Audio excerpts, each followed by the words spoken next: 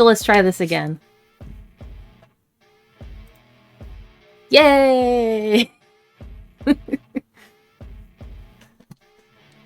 we're back at it. Welcome to Life with Blood Atlanta, guys. Yep. Right on brand. We had a slight hiccup. Anyway, Life with Blood Atlanta. I am your storyteller, Dengle. Joining me is Loxley, the Dachshund, as well as... I'm Cocia, and I play Beth, the Bruja. I'm Tory, I'm Feyla, I play Tory the Gangrel. I'm Nenavar, I play Steven.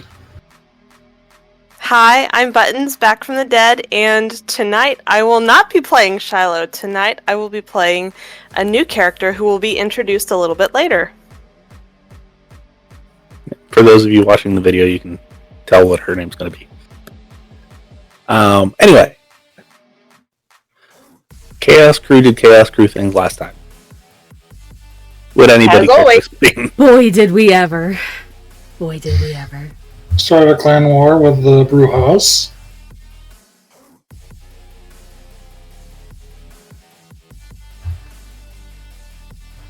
I mean, that's not strictly true. With a compound of Bruja. I think Cocia froze. It definitely looks like it. Yep. We did start kind of a clan war with a compound of Brujas, so that might be coming down on us at some point because we didn't kill them.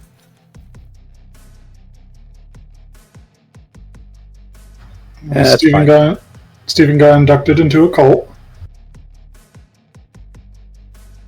Yes, a cult called Dementation. Yeah, that happened. And then, let's see here, what else happened? You went and talked to a travel agent. Yep. Who had information on people, which is worrisome.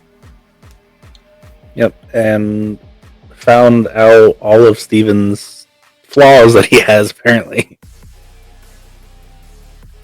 Every flaw. That was post game. So, yeah, as you went and talked to a Nosferatu named Twitch. However, he asked for military-grade explosives. Yeah, so that'll be interesting to do. And a cat. He wanted a cat. Yep, and a cat. I don't have a cat, so... And a room-sized Faraday cage. Yeah, which is going to be fun to see Steven even try to build that. Steven's 100% going to, without trying. So, yeah. Let us start with some rouse checks, please. No thanks, I'm good. Pass. Pass. 2 hunger. Fail. I think that brings me up to 3. Okay. So. And I'm fine. Yep. That 1 hunger.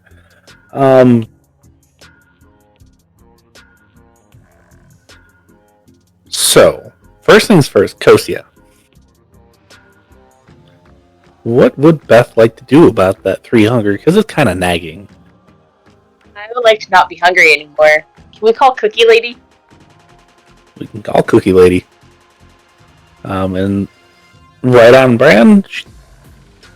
Her, a little bit sweet. Probably a little bit high in cholesterol, but it's okay. Happiness. Yeah. It makes you almost feel alive again. Faye. Bring me down to 1 sir. Yes. Tory has 2, correct? Yes, Tory is at 2. Is Tory going to do anything about those 2? Yes, Tory is... I believe she made her way to her actual haven last night. So she is going to bite the bullet and feed off the dogs for the night. Okay, go ahead and bring that down to 1 as well. And then Steven.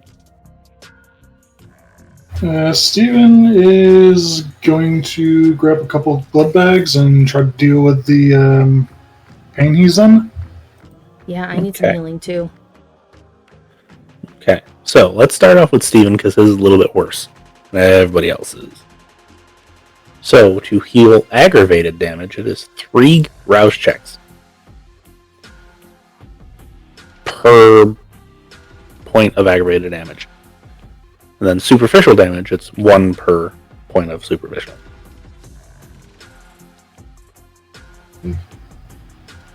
So we'll start with the 4 superficial, and then we'll do the 2 aggravated.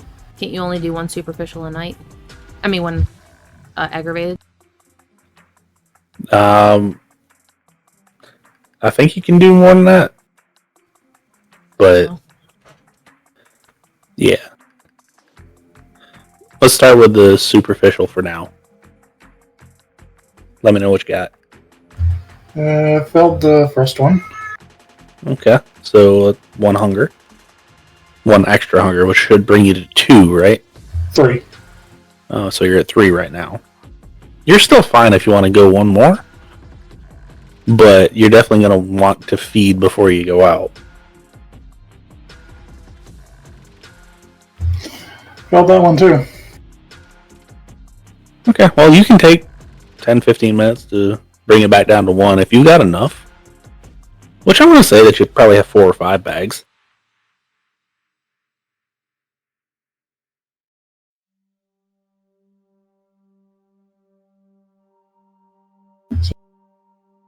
Bring a couple bags and bring it back down to 2.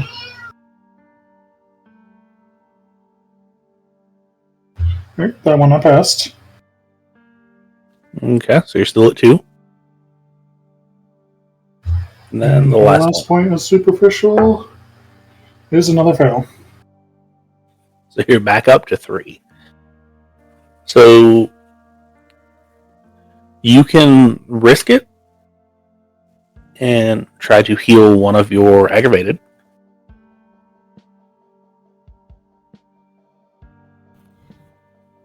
Just chiming in real fast, it is 1 aggravated per night for 3 rouse checks. Yep. So you can risk it and hope that you don't get to 5, because that would mean Victor's your only source.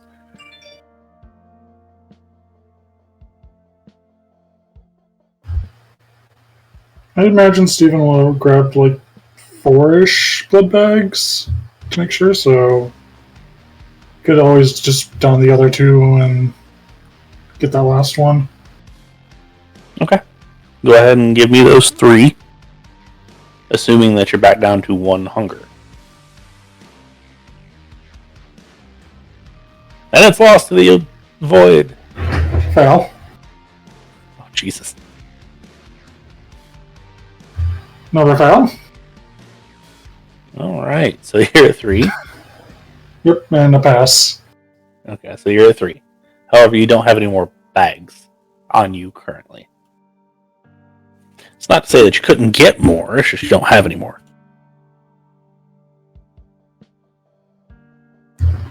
Yeah, he only took more else even than I thought he would. Yep. And we'll come back to you in just a second. Beth. What's up? You took quite a bit of damage as well. Yes, I took 6 superficial damage. What would you like to do about that? I suppose I should heal up a little bit. Okay. First is a pass. Okay. How many superficial am I allowed to do a night? All of them. All of them. Cool. Okay. Yep, it's so 1 per. That's a fail. So I'm at 2 hunger now. Okay. Another fail, so 3 hunger.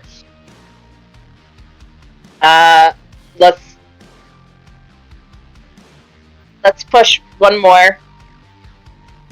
And then I'll call 2 of my other people. And that's another fail, so I'm at 4 hunger. I'm super hungry. Oh, I will call 2 people and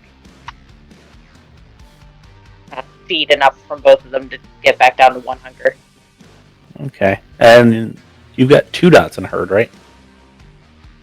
I believe that's what we did. Let me double check, please. I'm looking at the Okay. have all the information. Only ask because the night previous you also fed from somebody, so that takes up all of your herd. I think we did 2. Because you were like, you need enough people, and I'm like, oh, okay, sure, whatever you say. Yeah. Come on. So you have officially fed from your entire herd. So anything further, you're going to have to do it the old-fashioned way. Ew, so gross. And then finally, Tory, you took a couple, wasn't that bad. I believe I have 1 aggravated and 1 superficial. Yes, because the electric burn and the pistol in the face.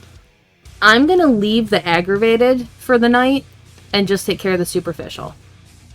Okay. Fail.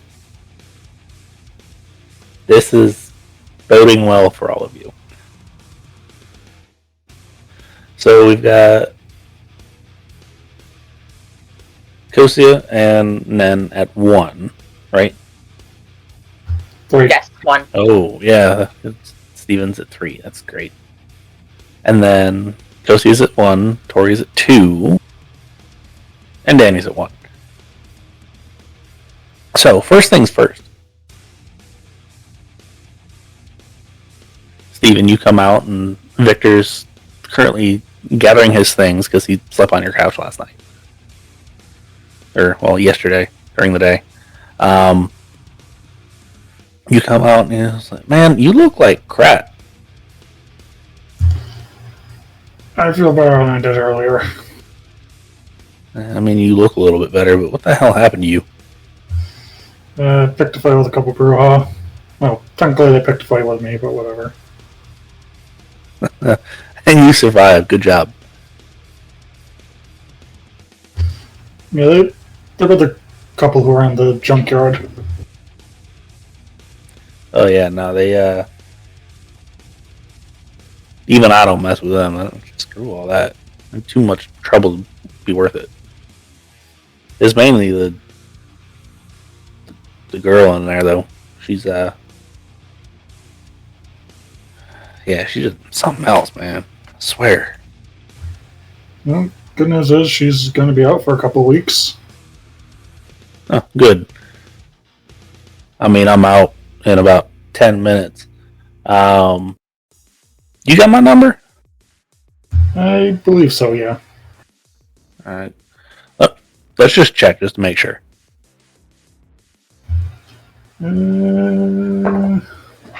Steven has it. No. So you go over to your phone, you like look through it real quick. Then, like, as you take it out of the Faraday cage, because I assume that's where you put it every time you come in.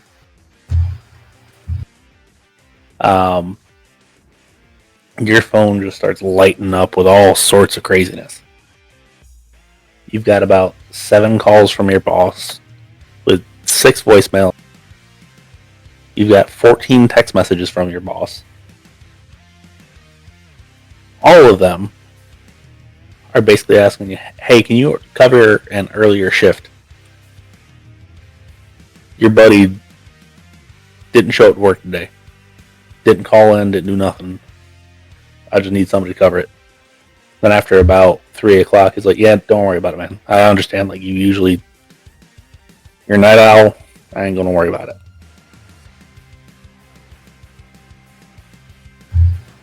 It's not good. Steven's gonna try to get a hold of Leo. You text or call? Call. Okay. It immediately goes to voicemail.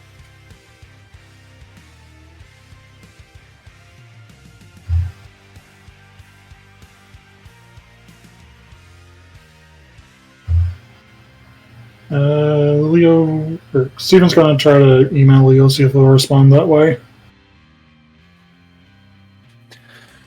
You wait 20 minutes, nothing comes up. You know, typically it's a pretty quick turnaround with him, so 10-15 minutes. If he knows who you are, he'll send you something back, but No, he ain't gotten back to you yet.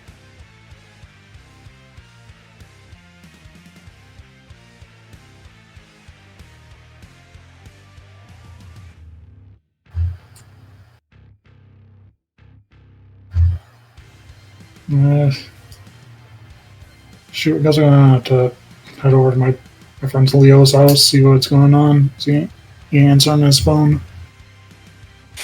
Okay. So, Steven, you head over. It's not too far. I mean, it's walking distance. Go over to his apartment. And can I get a wits and awareness, please?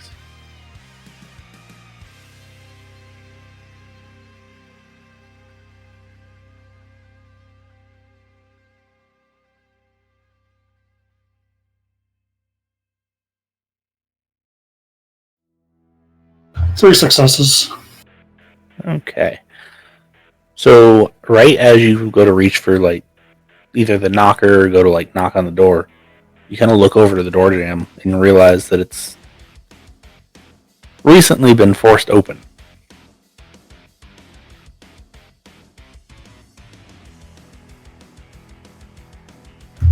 Steven's gonna pull out his knife and head on in. Okay, so you head on in, and it looks like somebody has tossed the place. Leo's nowhere to be found. Give me one more wits and awareness or wits and investigation, whichever is better for you. 6 with a messy crit.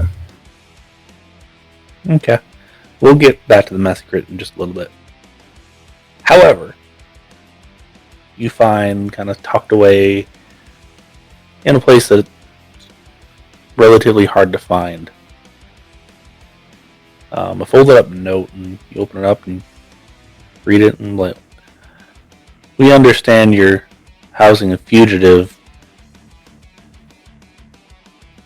Please deliver him to us, or proof that he's dead, and we will give you back your friend.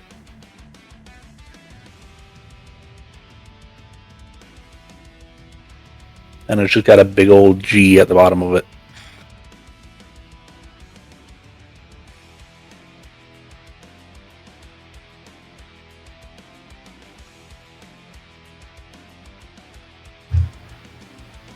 Steven is going to run back to his apartment.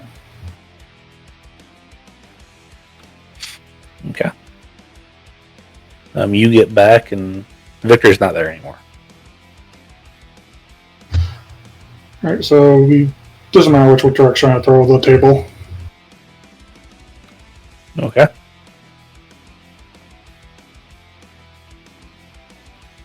Throw the table, it smashes against the wall. What would Steven like to do?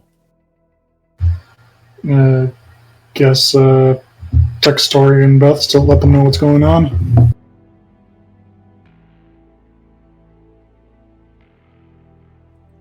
What do you say?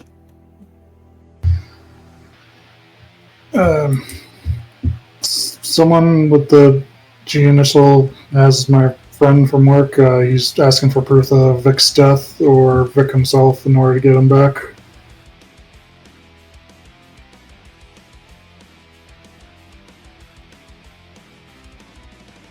Well, hell. How much do you care about this friend? Pretty much the only person I keep in contact with outside of you guys regularly.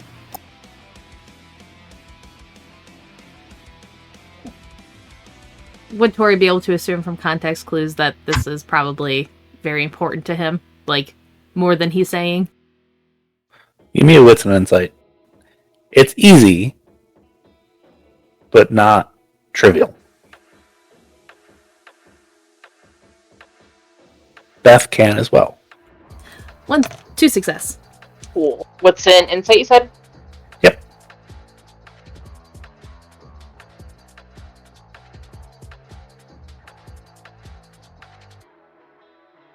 3 successes. Okay, so Beth fully understands that this is probably a touchstone. Tory has an inkling.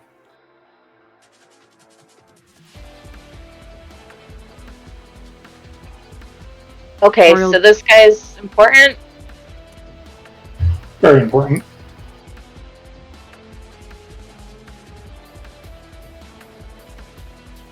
Is this on a group text? I would assume so. Yeah, I assume all of our texts are group chats. Probably. Tori will text back. Okay. I assume I know who G is. It's Gregor, isn't it? Most likely.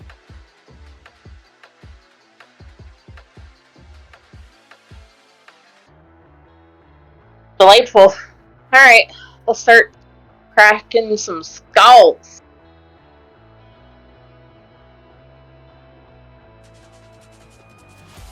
Were there any hints?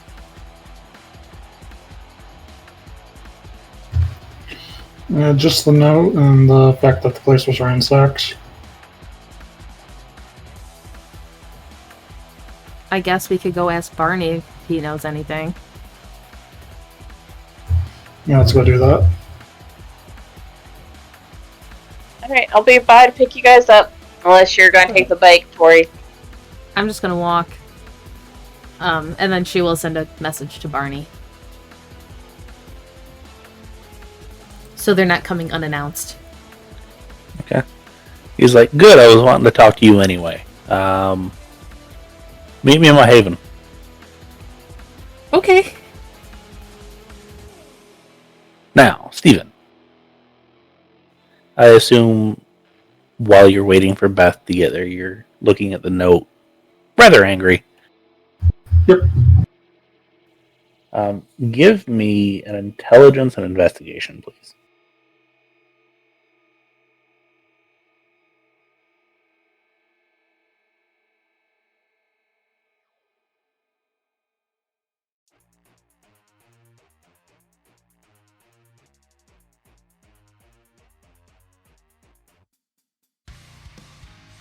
Nope. You got 0? 0. Okay, well, that's fitting. You don't necessarily notice anything, not because you're not trying to pay attention to it, but because as you're sitting there and you're kind of obsessing over this thing, it starts at a really low, like, background noise, and it kind of gets a little bit more intense. And it lasts until Beth gets in contact with you. It sounds like an old number station. Like 3, 47, 72, 9, and it just kind of repeats the same set of numbers over and over and over and over. And at this point, you've had enough of these little issues to realize that this isn't a real thing. It's not happening in the real world. Still makes you a bit paranoid, but something you can get through. Beth, you show up downstairs. You, I assume, either call him or text him. I'm actually going to go knock on the door. Okay. So, yeah. Beth gives you a good old jump scare as she knocks on the door. And, like, it stops immediately. And then Steven's going to take a deep breath, go peek out the people, see who it is, and then open it up as soon as he sees that it's Beth. You doing okay? I figured this might be a little better than, a text or something. Seeing an actual person. I'm really angry right now. You want to go break some stuff? I kind of started on that a little bit, but yeah. Cool. We could shoot BB guns at the pop cans, Boom, boom, boom. I don't know if you did that as a kid. A lot of boys did that as kids. And Beth sees a shattered wooden coffee table. I mean, or that works too. Yeah, well, a little annoyed at myself too. I kind of had some decent carvings into that. Okay, we'll get you some new stuff and you can make a new one. You ready to go? Yeah, let's go. Okay, let's go. So then you swing by Tori's place, pick her up real quick. And Tory was walking. Oh, fair enough. Yeah, her place isn't super far from Barney's Haven, I don't think. No, it's not. So you park a couple blocks away. You enter into said haven. And Barney and Tory are already there. But let's get to that conversation prior to Beth and Steven showing up. So Tory comes down. Barney's already sitting there. So you had a midnight meeting with somebody yesterday, yeah? A couple people. Yeah, the one guy that came up to your apartment the night of the Baron ship. Oh, yeah? If you're gonna do that out in public, I would highly suggest doing it somewhere less open. One of mine saw you. Yeah, typically I do.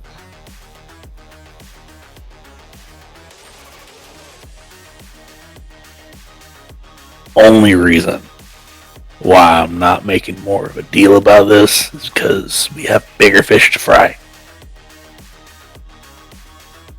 Normally, I don't like it. But,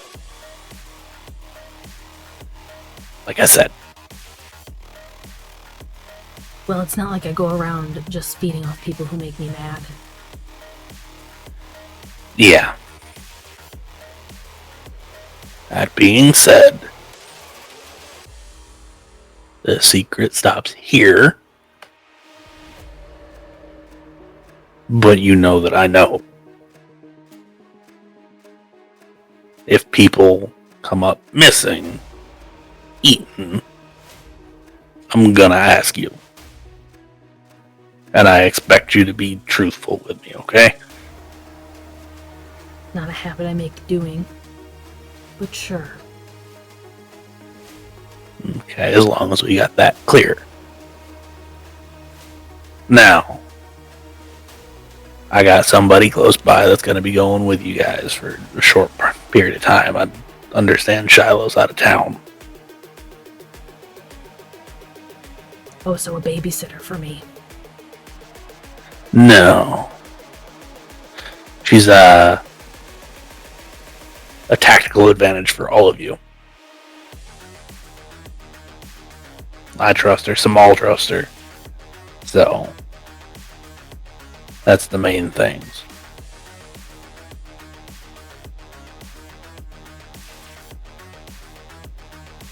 Try to keep her Okay. safe, okay? I will. Alright, I appreciate it. Anyway,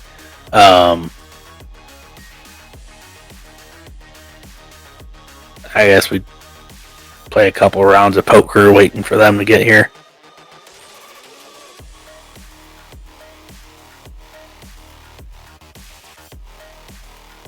Whatever you want to do.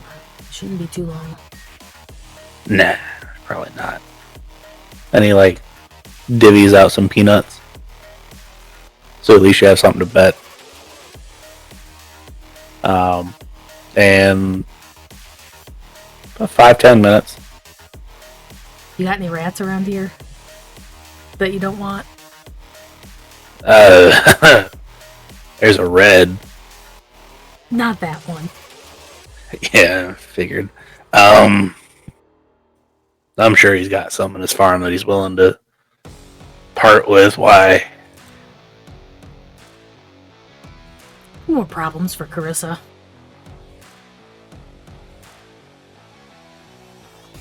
I don't know what your plan is, but I like it. I'll be back later with the carrier for them. Okay. And continues dealing cards. You play a couple hands, like I said, waiting for Beth and Steven to show up. They come down. So, Steven, I hear you've got an issue. Kidnapping.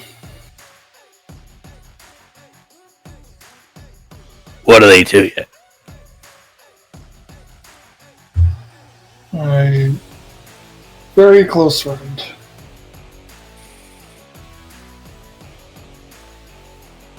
Like an ex or something, or is it just like a Work buddy I usually hang out with. no, from before the whole? Yes. You know, you got to be careful with associating with people from before, right?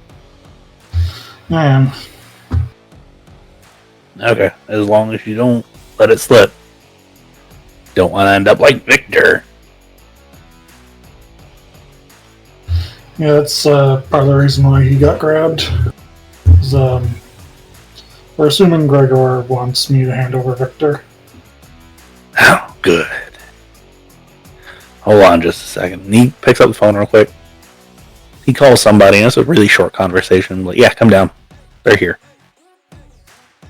He's like, so I'm gonna introduce you to somebody. They already kind of know them all a little bit. Not a whole lot. Pretty good information gatherer. They're Nosferatu. They're a pretty good Nosferatu to have around. And about this time, the manhole cover opens up and figure slides down the ladder. And Buttons, would you like to introduce the character? So the person you see come down the manhole is a young woman in her mid-20s. She's got wavy blonde hair that looks in relatively good shape for a Nosferatu. Combed over one side, shaved on the other.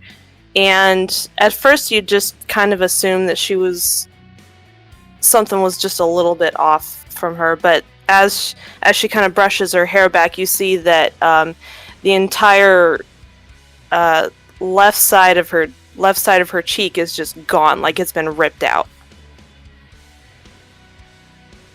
And she's wearing a like an army green bomber jacket with a very kind of scuffed up and beaten up New York Yankees jersey underneath, scuffed up jeans tucked into a pair of high-topped hiking boots, and she's got a really worn leather bag slung over her back. And she just kind of looks at you guys. Is this them? Yeah, this is a bunch of chuckleheads that told you I was going to send you with.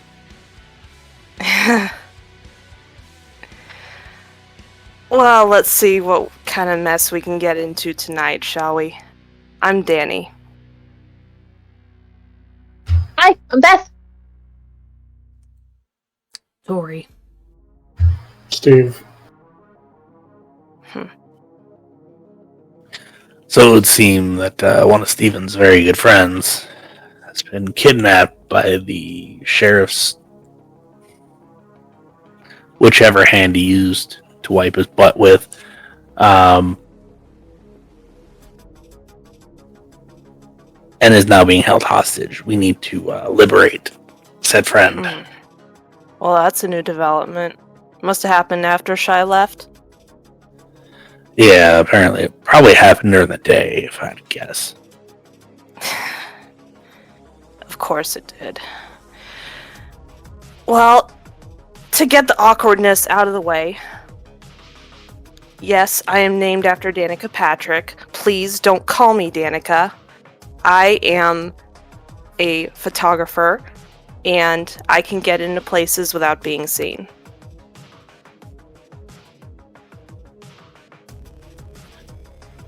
Okay.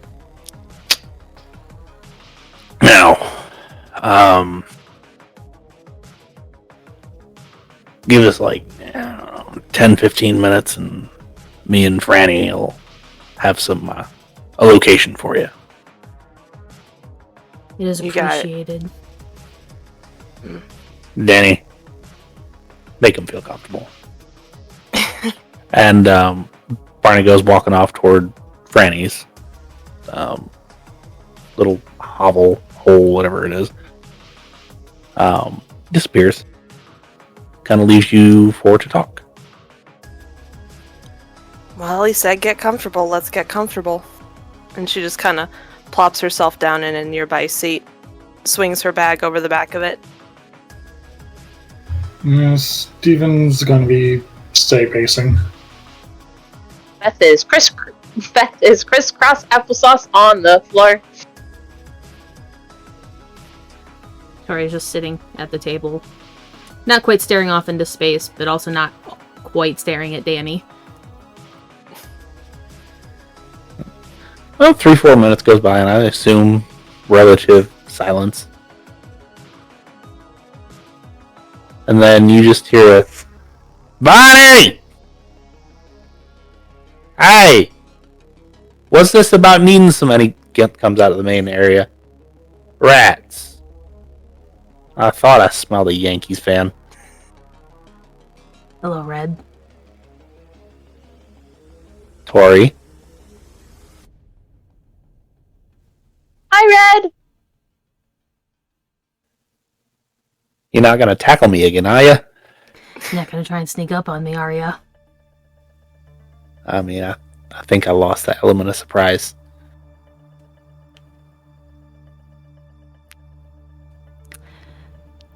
You got a bunch of rats you want to part with? I'll pay for How much is a bunch? as many as you can spare. Well, I got a small farm that I'd sell to a lot of the Nosferatu around here. I can probably pot with 10 or 15 if you're willing to breed them yourself. They'll turn to about 200 a month. Yeah, I was hoping for faster than that. Oh, faster than that. Give me a day or two and I'll probably have a small litter. I can You can just summon let 'em hang around. some, but I intend to release them at multiple of Carissa's restaurants. Yeah, when I say a small litter, I'm talking about probably 40 or 50. How long would they need to actually be able to, like, run around by themselves? And give them about 2 weeks. Just make sure the mom's fed real well. Okay. Is that good enough turnaround time? Yeah, that's fine.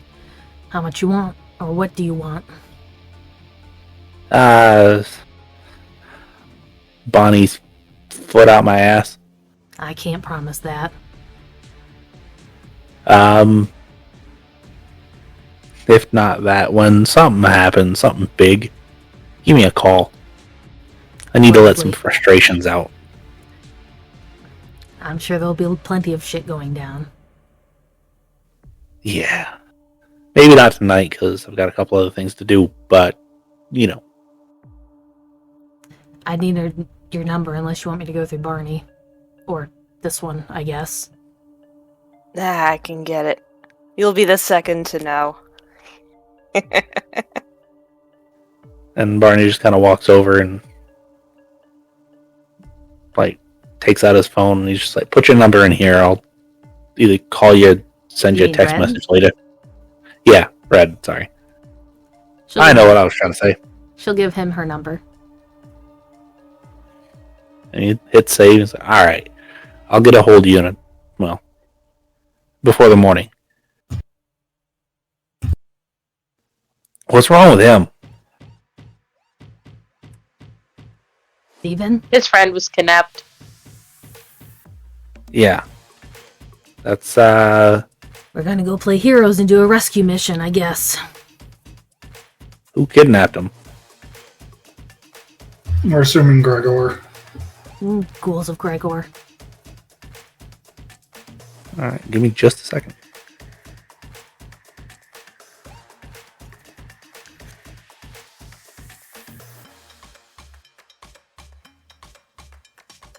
You mean the Tremere guy that come in, he's the deputy of the sheriff or whatever? Yes, the one who looks like the German poster child of the Aryans.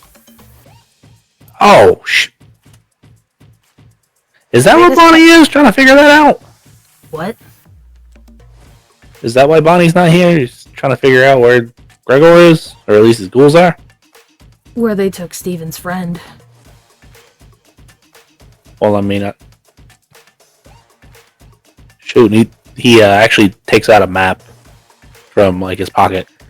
And he's like, if you just go right here, and he, like, points directly in the center of, Carissa's territory. It's like, there's an old, and when I say old, I mean actually old, meat packing warehouse. So I'm sure that's probably where they are. Carissa owns it, but I mean, that's where her people stay. Interesting. That's extremely helpful. Yeah, I used to go there to...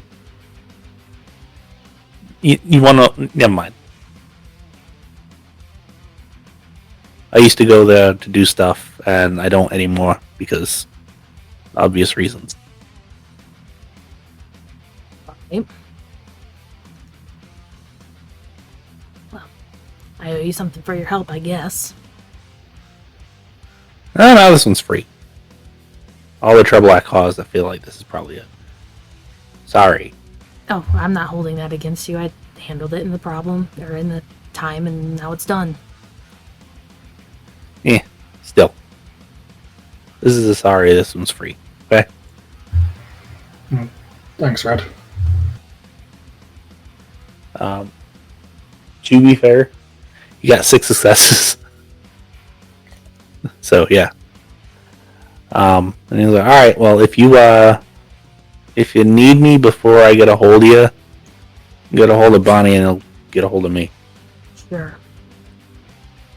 Oh, Right.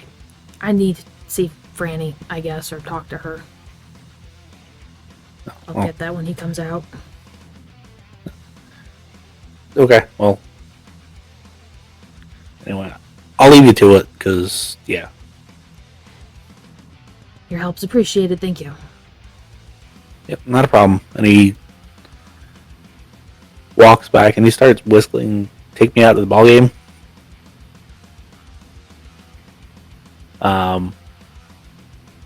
And he stops like just in eyesight of Dani and just kind of glares at her, and then just like drops out of view. Dani just rolls her eyes and looks back at Tory. So you know this Gregor fella? Unfortunately. Seems like a real shithead. You don't even know the half of it. Oh, but I'd love to. But you probably don't want to talk about it. No, not really.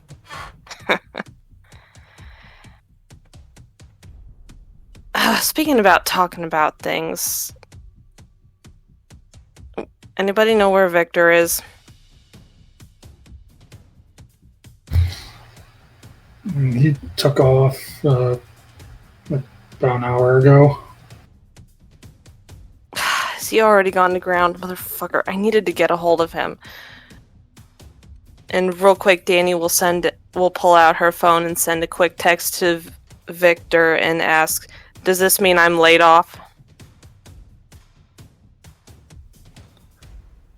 You get a really short response of temporarily.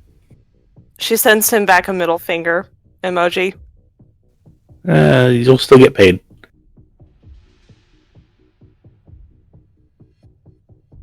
Anyway, now that that's settled.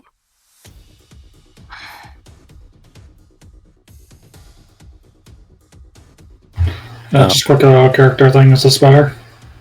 Yes, thank you. Okay. Barney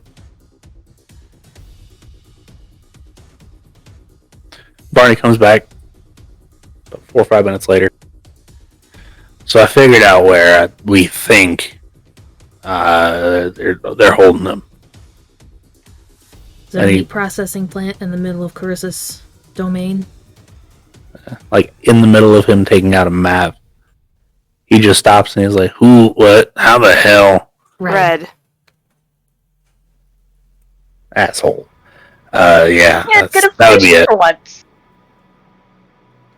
And he gave it for free, too. I was so impressed. Yeah, he's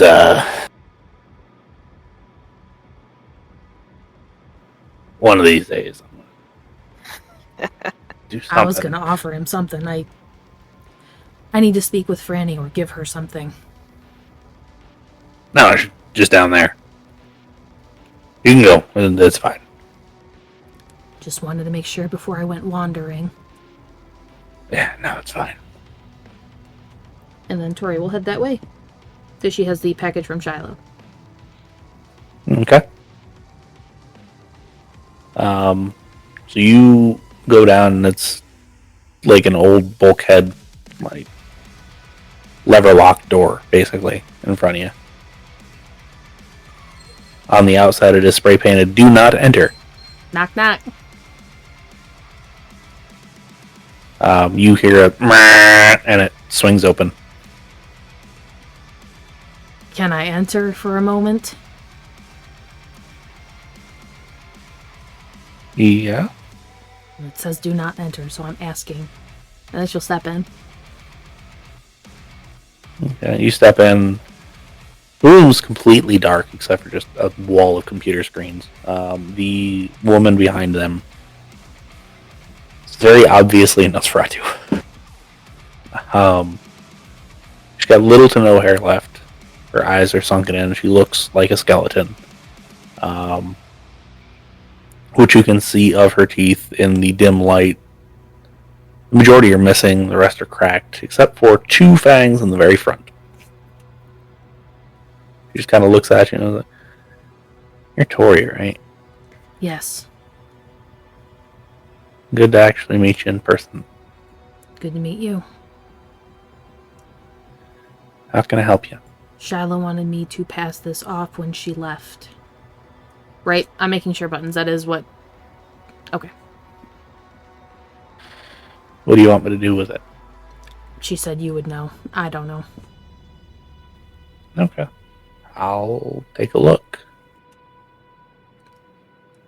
Thank you. And she takes the folder from you and places it on her desk and goes back to doing whatever it is that she was doing. Tory will walk out. Have a good evening. You too. You walk out and you don't even get to close the door. Apparently she hit a button and it like slowly closes behind you. Well, at least I didn't get thumped in the chest this time. You rejoin the party.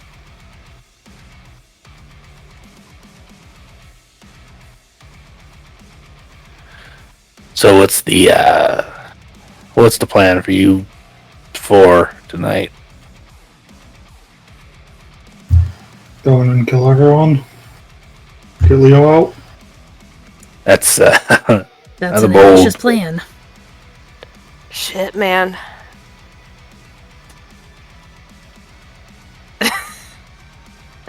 I mean, I'm game, but I don't think it's gonna bode well for us. We might end up, dying ourselves. Yeah, have you seen the places Carissa hangs out nowadays? Her heart attack restaurants. She loves hamburgers. Oh, you're looking into those. Okay, cool. Some of I them wanna already know burnt that. down, don't worry. Ah! Oh, you guys are fun. Okay. I don't like people messing with my, coterie. Yeah, Shy said you might be like that. Cool. I can go do some surveillance with the area. I assume you can too, Dani. Mm-hmm. So we at least know what we're going to be walking into.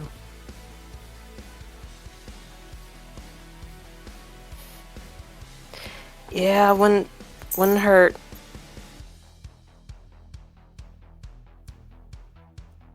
What about you two?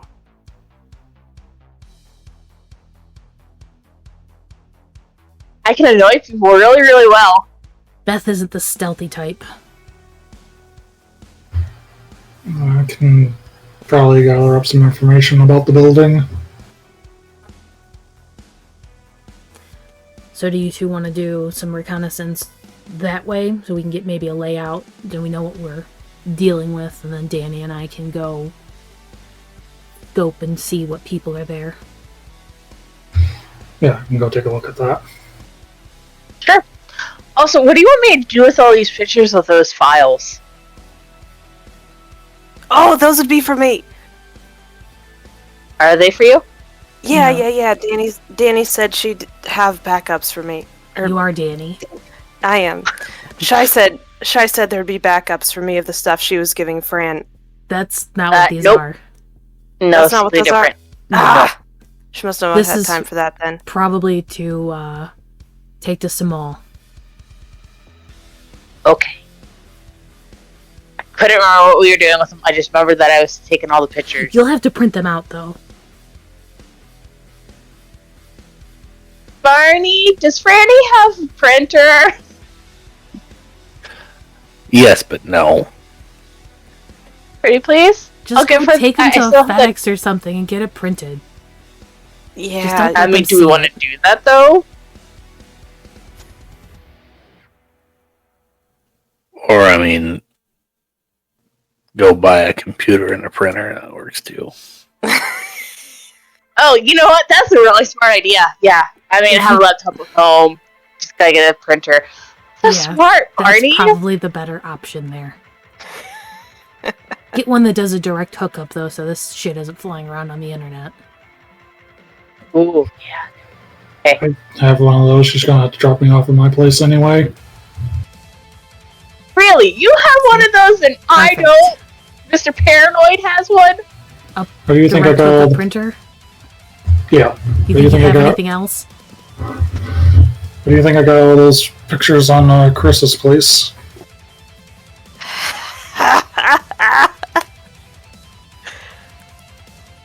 Oh, Steven.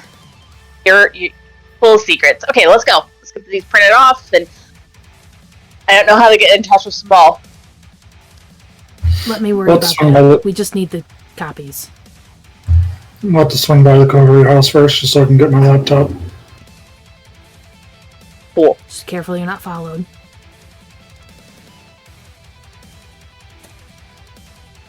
Okay. So, we are splitting up.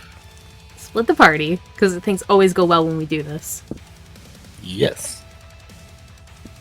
So, Beth and Steven are going to the Coterie house and then going to Steven's Haven to Become Kinkos? print some stuff off. And Tory and Dani are going to do some reconnaissance. I know how Beth and Steven are getting around. How about Tory and Dani? I've only got a bike. We can, I guess, go get a car from Beth if we need it. Nah, I got a bike round back. Alright. Because mine's at my haven.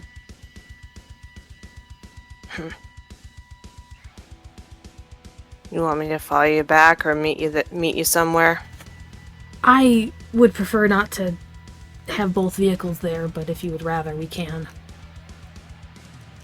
If we need to take off, leaving one is better than leaving two.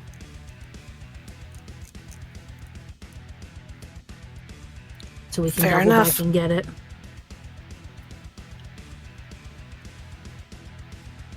Can yours seat too?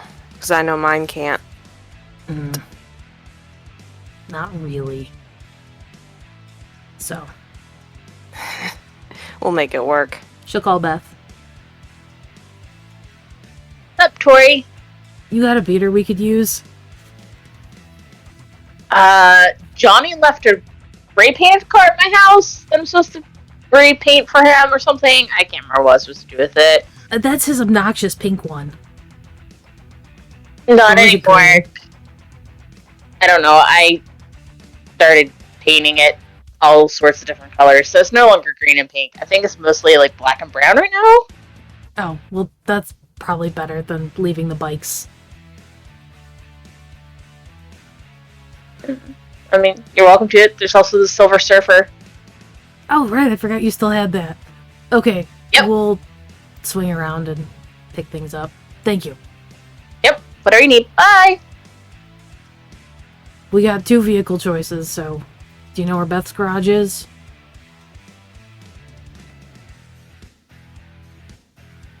Give me a intelligence and streetwise.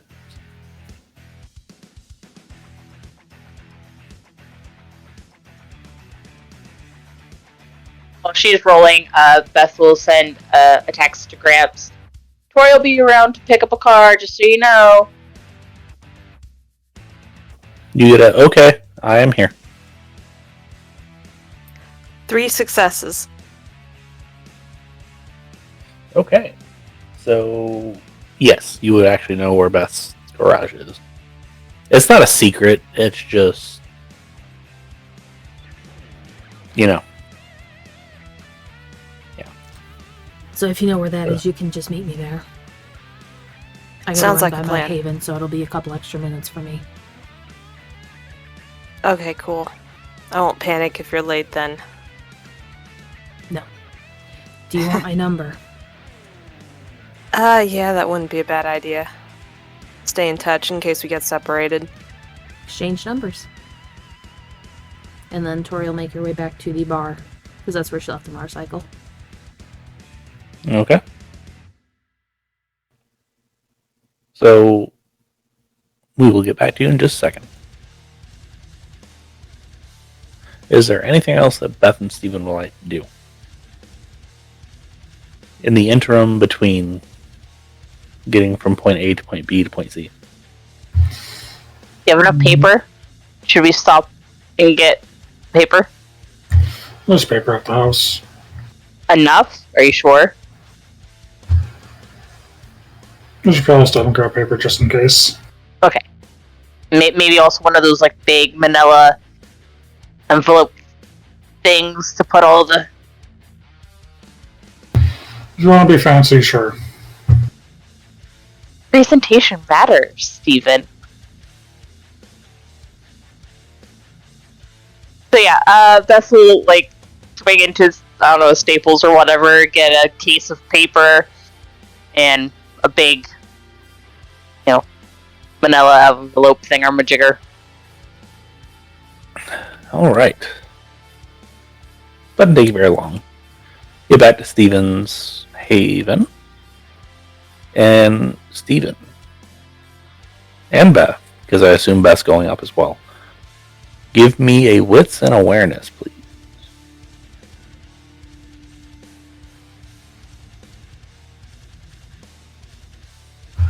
Three successes.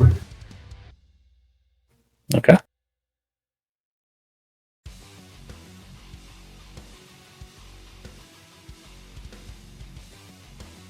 Sorry, also 3 successes. Okay. Both of you notice really minor scratches on the deadbolt. Kind of like somebody's been trying to pick the lock. We got a snooper.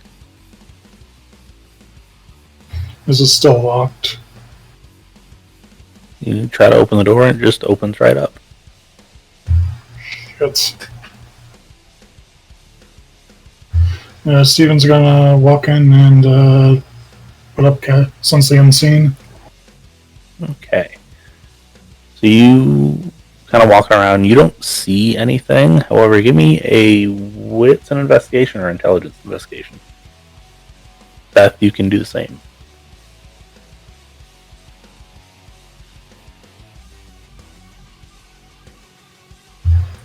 3 again.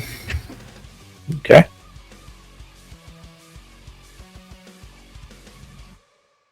Also 3. This is weird. Okay.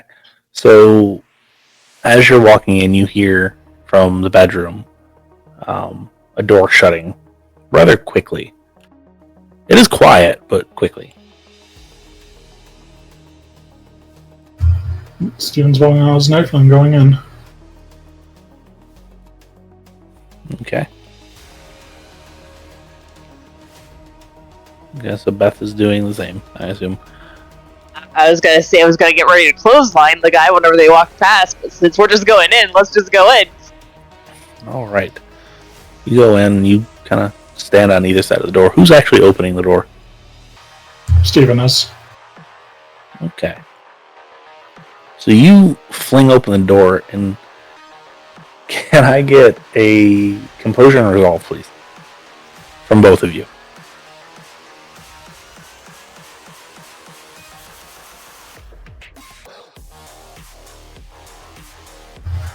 4 successes. Okay, so you're a little bit stunned, but not too bad.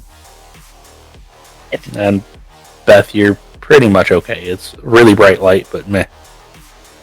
You fling open the door, and almost on cue, the door opens and strobe starts going off, and he's like, "Don't hurt me! Don't hurt me! Don't hurt me! Don't hurt me!"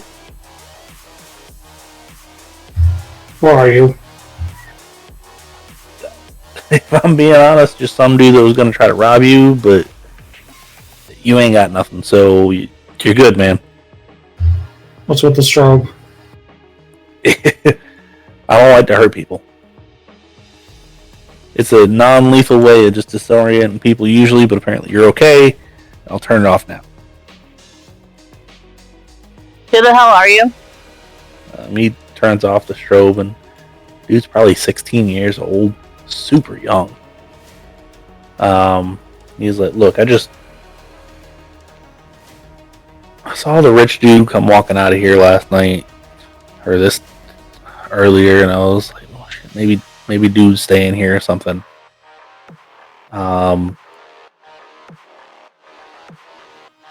Figured come in and try to find like some of his stuff. I know he's got a clothing brand, because that's a TPKrit, right? You know yourself. He doesn't actually live here though. He was slumming it for a night. That's all. Yeah. No. Apparently, he's got some skeletons in his closet, because staying here usually means one of like 3 things, and I don't think he's a drug user. I don't think you are either. Beth just snorts and starts laughing real hard. Can Steven tell if he's breathing? Yes, he is breathing.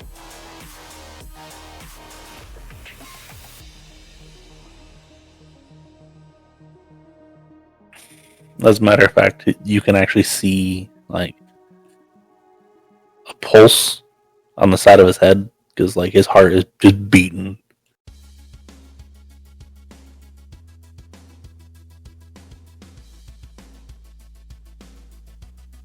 I mean, I'll get out of here. I do apologize. Shoot, I'll even replace the dang deadbolt. I don't think I broke it, but if I did, I'll replace that shit.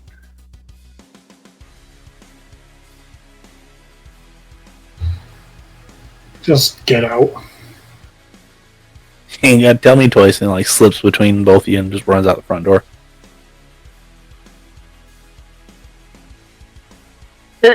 Is he going towards like any cars or anything like that?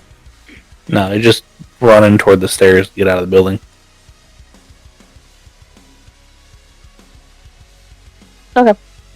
Is there any way that I can take a picture of his face while he's running away? Like, is there like zigzag stairs or anything? I mean, you can try.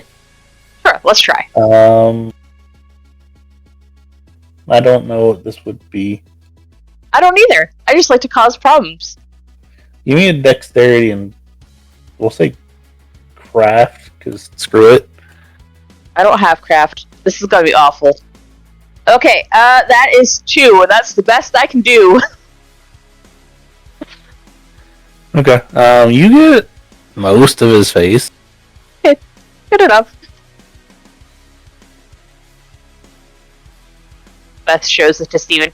Just in case we need it later. I don't know. We'll see.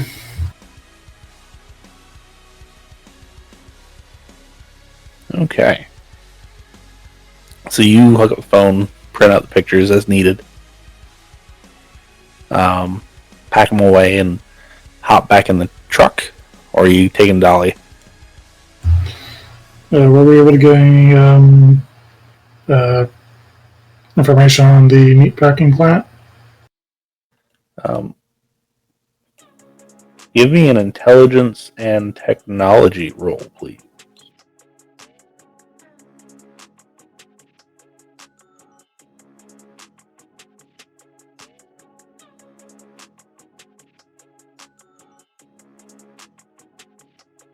One success.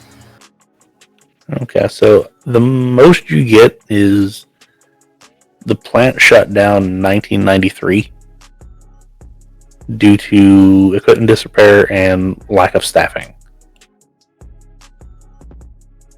Officially.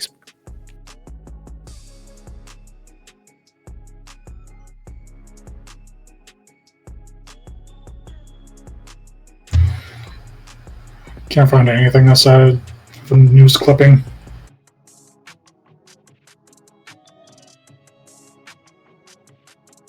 Okay, I mean, that was worth a shot, right? And Steven's going to close the laptop somewhat hard and unhook it.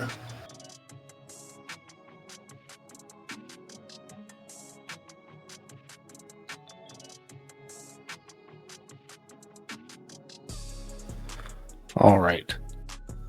So, going to the other two. You go to the garage and pick up Silver Surfer? Yes. Okay. And then off you go to the defunct meat plant.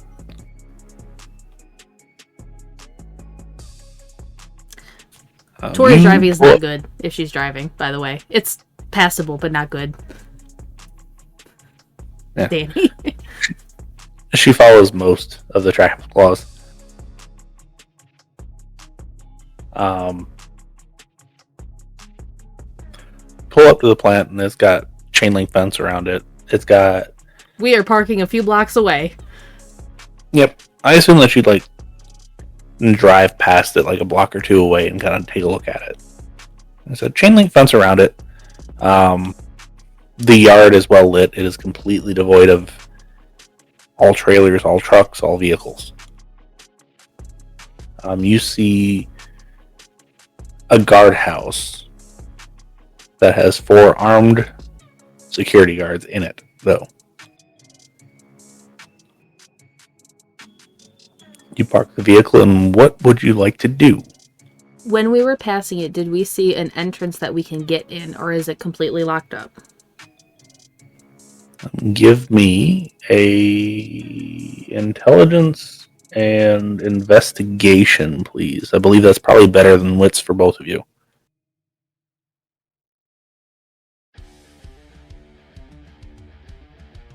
One success and a skull.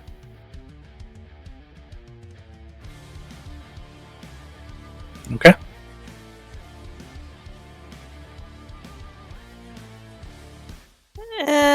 I'm not gonna burn a willpower on that. I got 2 successes. Okay, you didn't see anything immediately that jumped out at you. You did, however, see that part of the fence does not have the standard razor wire that the rest of it has. Some of it has the old-fashioned barbed wire.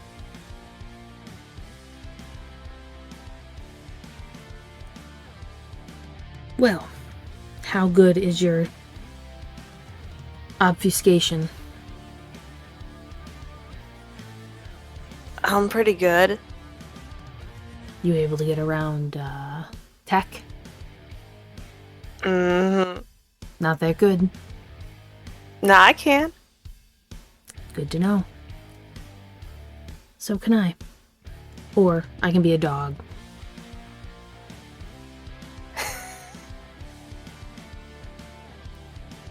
Man, that's cool. So it depends on what we need. But I assume there's not too many stray dogs around here like there are in my neck of the woods. Yeah, you never know. Let alone real big ones. So, we should probably go in quietly at first. And as Tory says that she will invoke her chameleon skin and disappear. Okay. Go ahead and give me that rouse check, please. Success. Okay. And how about Dani?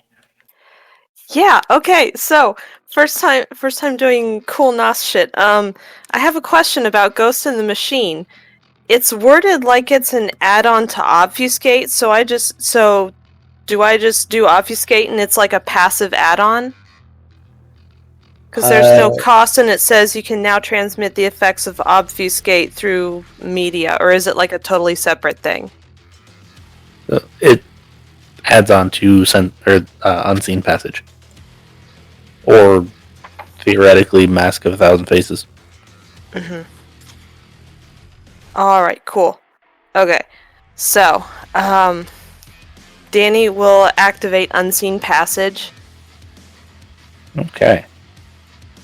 Now, if you interact with anything heavily, that will break that obfuscation. Mm-hmm. However, go ahead and give me that rouse check, please. Would that include climbing a fence, I wonder? Yes, it will. For what needs to be done at the top, specifically.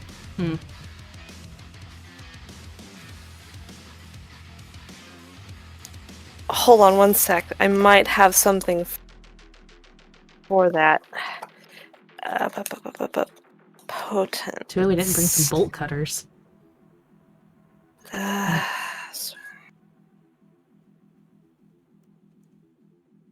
How tall is the fence? It's about 10 feet tall. Oh, you have Soaring Leap? I do have Soaring Leap.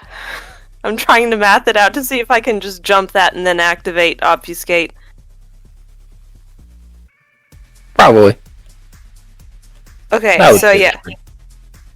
That's what we're gonna do. We're gonna walk up to the fence and Soaring Leap, jump over it, and then once we hit the ground, right into Unseen Passage.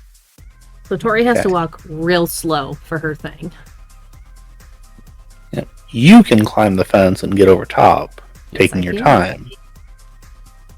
Dani needs to jump over. Which is doable. I mean, it's not a huge deal. However, Dani, this is going to be a weird roll, sort of. Can I get a wits and stealth? Sure.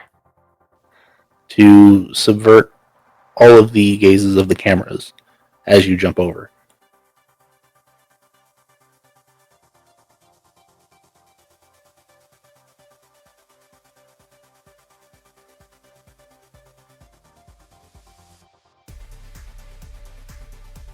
This one I am going to burn a willpower on.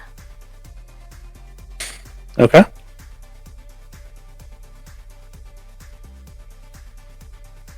Aha, that's more like it. 5 successes. Alright, so you would assume that you jumped over pretty well? And stayed out of the line of sight of most of the cameras. Maybe a little bit on the fringes, a couple of them, but I mean, they're all over this place. You don't even have to make a check to be able to see just a multitude of cameras.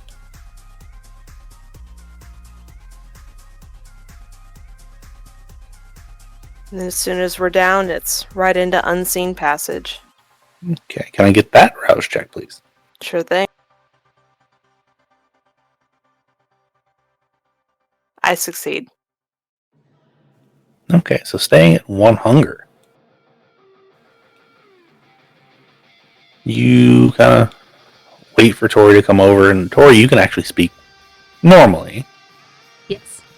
during yours, you see the barbed wire slowly creep down and slowly creep back up. After a couple minutes, Tory, you get close enough, and I assume you say something. Yeah, she will whisper in the approximate area she saw Dani disappear. My thing is very slow going, but I have to make it work.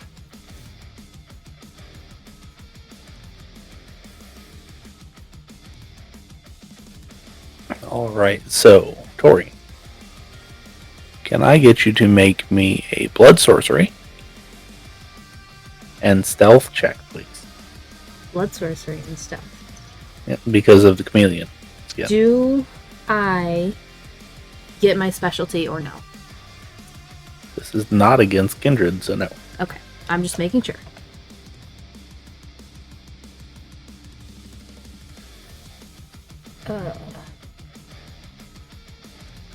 I don't get my surge bonus dice, do I? Or is that all the time? I can't remember. Yep, you do. Okay, cool.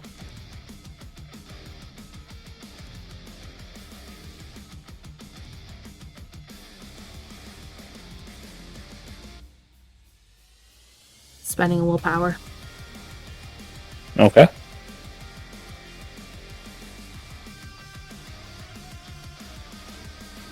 Four successes.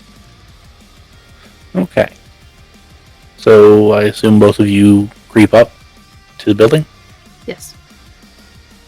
Alright. So you slowly make your way up, both of you. Taking your time, making sure that the noise is very minimal. It's wide open. You both feel like you're very well hidden. Dani probably feels a little bit better hidden than Tory does, but, I mean, let's be honest here. Probably okay. You make it up to the door. And the door, a keycard reader. Like RFID keycard.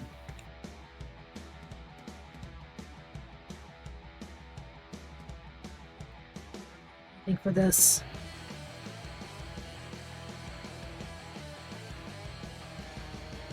One tap if you can, two if you can't. Tap, tap. Fuck.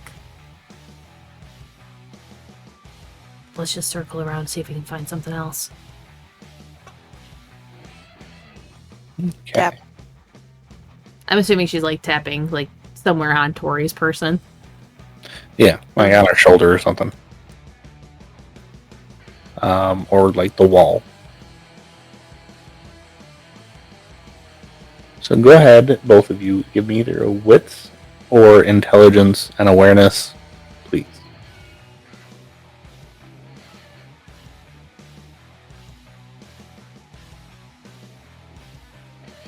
Two. Okay. 3. Okay, so Dani, you hit the number exactly. Tucked away between some buildings, but down a little alleyway. You are walking around for a little bit.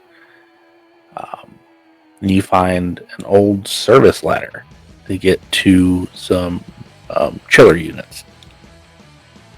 You assume from there you can probably get to the roof, and you assume that there might be some roof access somewhere.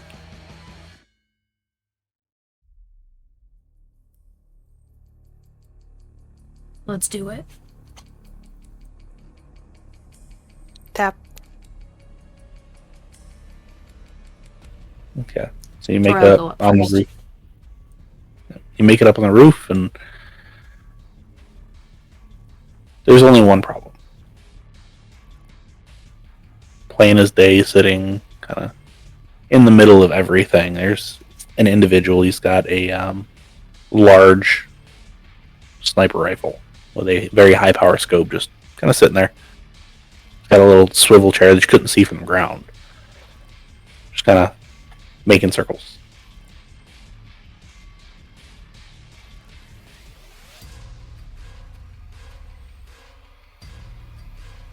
So here's a question for you.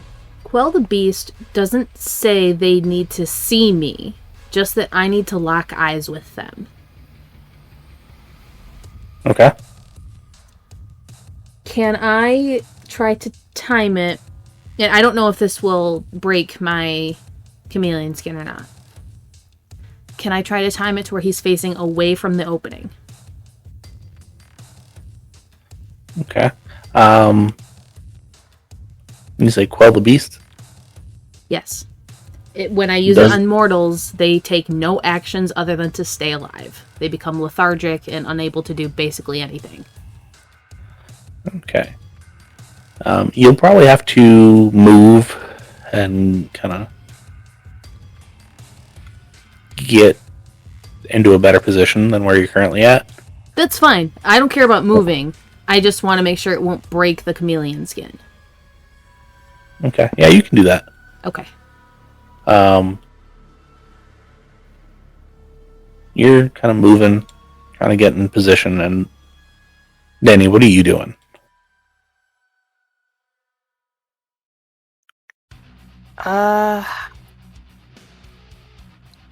I'm just gonna wait and see what happens, because I'm not sure what she's doing. And if something happens that I don't like, I need to be ready to bolt. Before Tory moves away, she'd just whisper very quietly, wait. Okay. Tory, can I get you to make me another blood sorcery and stealth check, please?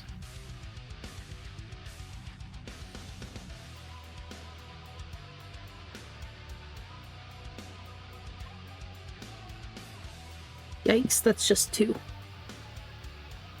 Okay. So you are moving around, guys, slowly, but he is outpacing you as far as the arc is concerned. You get into about the 85 degree, and you see him pull up his rifle a little bit and kind of wait and slowly come, and he gets a little bit closer to you, and he just like pulls it up and he's like, stop. Immediately Quell the Beast. Okay. I failed. Okay. Would he get an opposed roll if he's ready for kindred bullshit? Let's see. So there is a charisma and animalism versus stamina and resolve. A win against a mortal target incapacitates them for the scene, instilling severe lethargy. Let's see.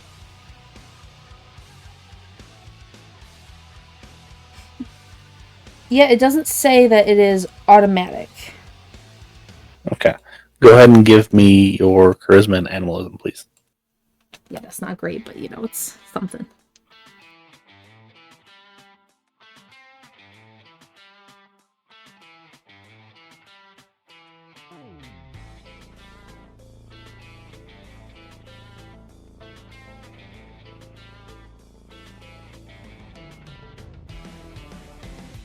Two and a skull.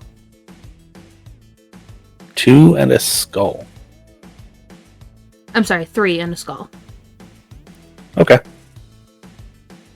That is a little bit better. He doesn't immediately pull the trigger. He doesn't lower the rifle, but he doesn't seem to really want to take a whole lot more action. So what does Dani and Tory want to do in this particular Tory situation? Try to sidestep and see if he follows her.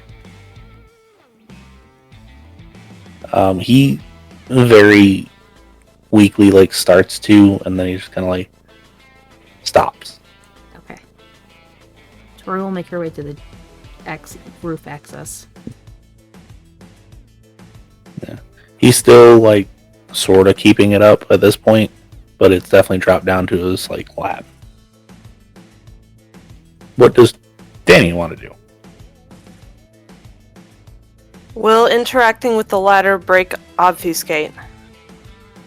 Not in this particular sense. I thought we were already at the top. Yep, you are. However, you can tell that there are no cameras up here. Okay.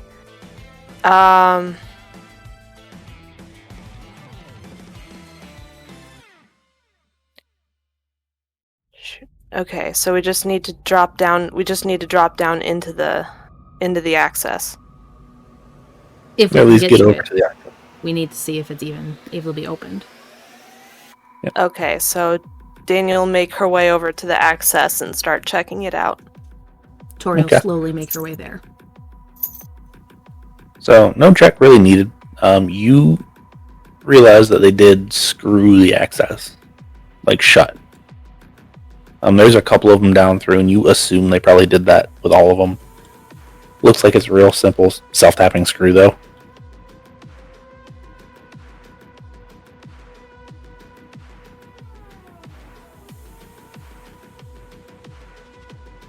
At this point, the guy is slowly turning to like face you, but he's still very, very, very, very slow. We either need to leave or get this open and go down. This isn't going to last long. And he might call for backup.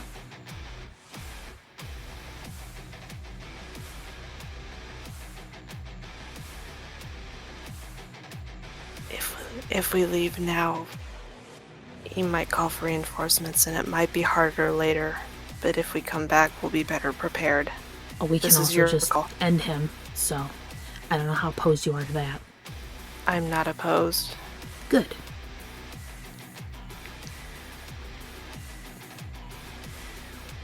Yeah, Tori's gonna go back over him.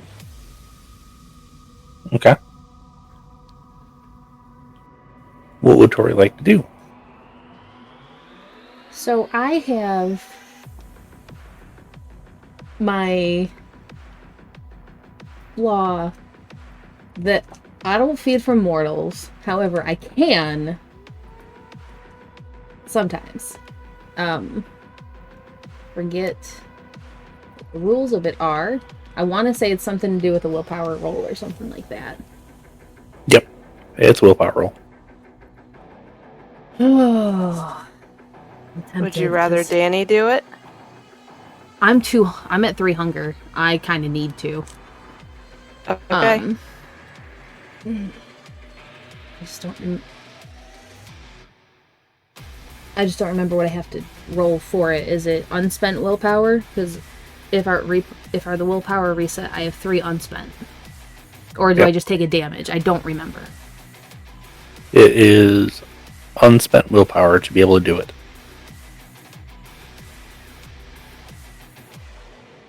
Yeah, I'll try it.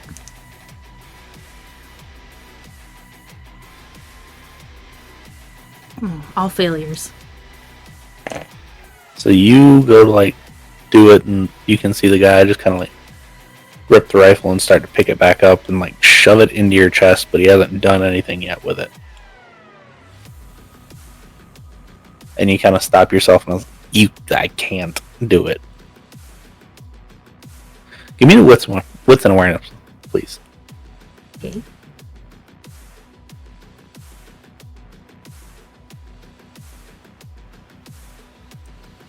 Three. Okay. He's got a couple sets of handcuffs on him.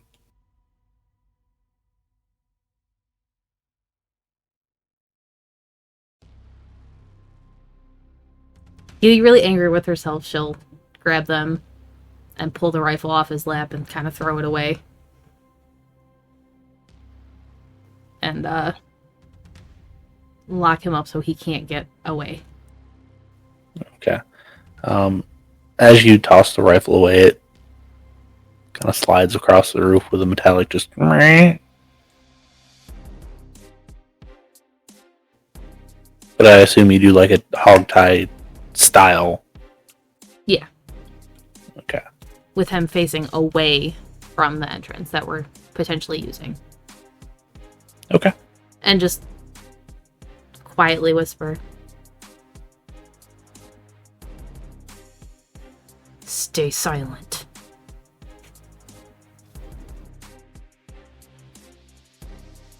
Or you're going off the edge. So what would you two like to do at this point? You sure you don't want me to just... Do what you want. I'm getting this door open. Okay.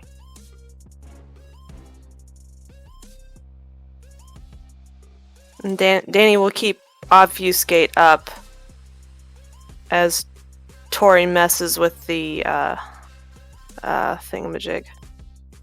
Hatch. Entrance, whatever it is. Probably be pretty loud to just rip it open, wouldn't it? Yep. It is made of tin, and if you've never heard tin like crumple and bend, and it's very loud. Oh yeah. Okay, we'll figure this out. Does the guy have have any tools on him? Emergency tools? Nope. Nothing like that. He's got a small knife on him, but that's not going to help you with this.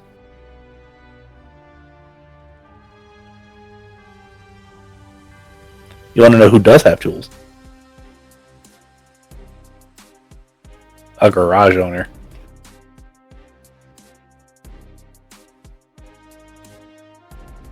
Yeah, but that doesn't help us right here, right now.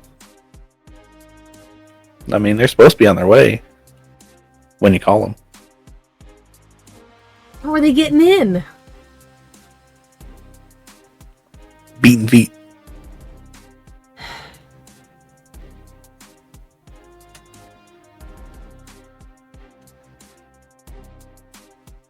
I don't know. I don't think Tori has anything in her bag that would help with this.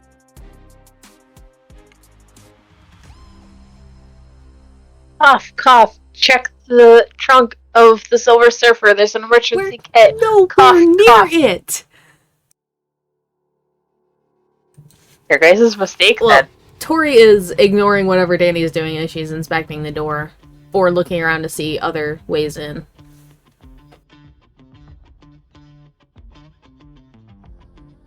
Okay, so what exactly is Dani doing? She'd probably pull her bag around to see if there might be something that could help in like her camera maintenance kit, if there's like a little screwdriver she keeps on hand to like take down sets or something like that.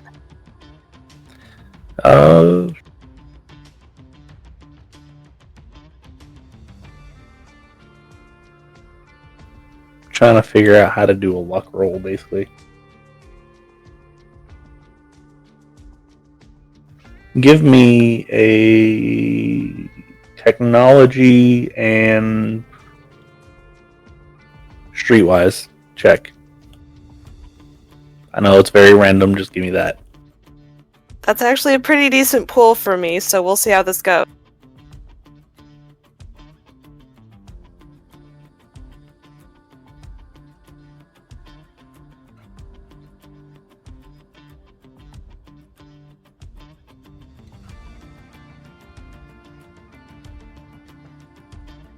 Four successes. Okay, so you're searching through, and at the very bottom of the bag, you've got a small pair of pliers. That if you sit there for about 20 minutes, you can get one of them out. Yeah.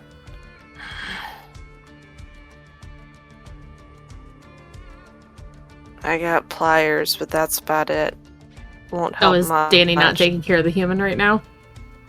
No. Okay, Not I thought that's that what she right was this doing. second. I mean, we could just go take care of the guards and get the other two in. Do we really care about being seen? The less we're seen, the better in the long run. I mean, They know that's it's kind us. of my They know MO. what we're doing.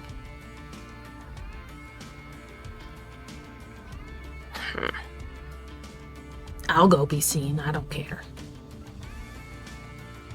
Oh, just push the dude off the roof. They'll come running when they hear him go thunk.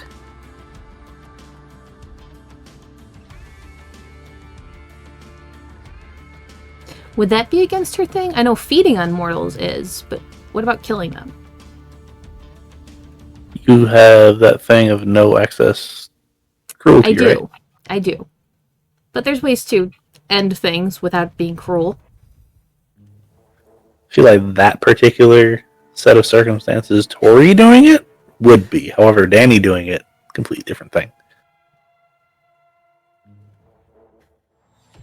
I'll make my way down to go take care of the other guards. I can't do this right now. Do you want me to do it at all? I'm here to help you. I'm not going to act against you. This isn't acting against me. And then Tory will just make her way to the ladder without saying anything else. Okay. So,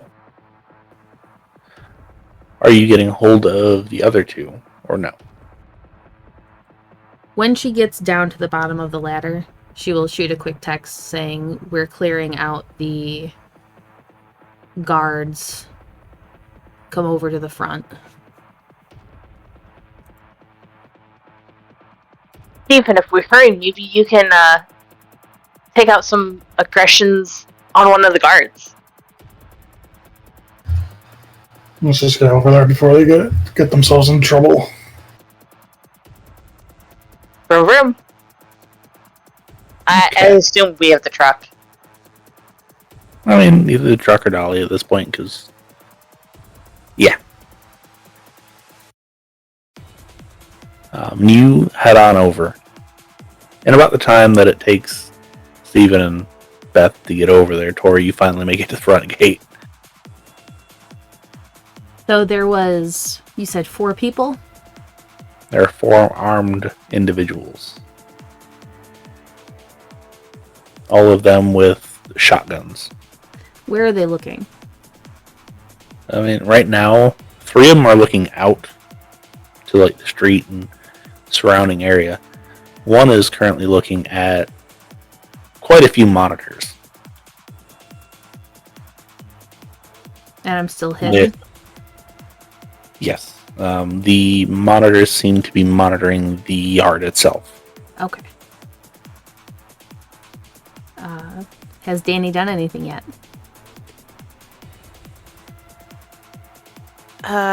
No, she'll kind of wait for Tory to get in place, and then once she seems kind of settled, she'll make her way over to the dude. I mean, you can't see her. Yeah. Oh yeah. Can't see her. Yeah.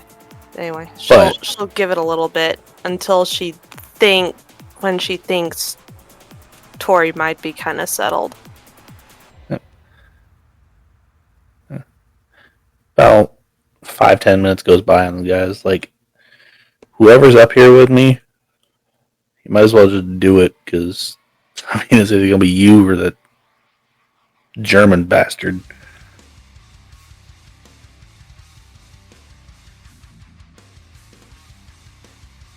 And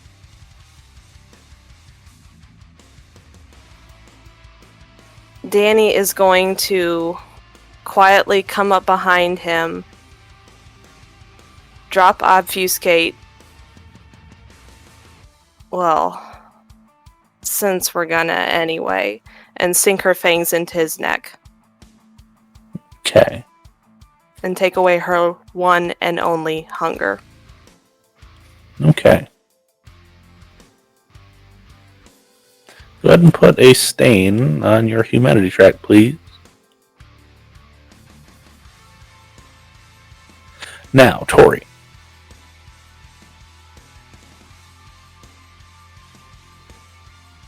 You're at guard check. You can... Okay. Beth, are you taking the truck or Dolly? Truck. Okay. Give me a wits and awareness, please, Tory.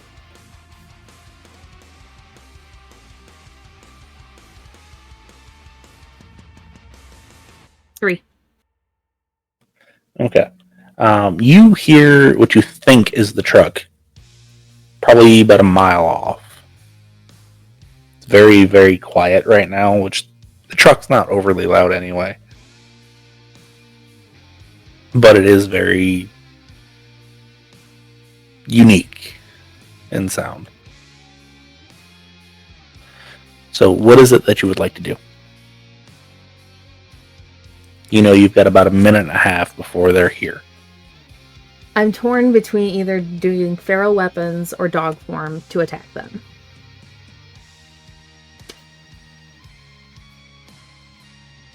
I'm not Okay. sure.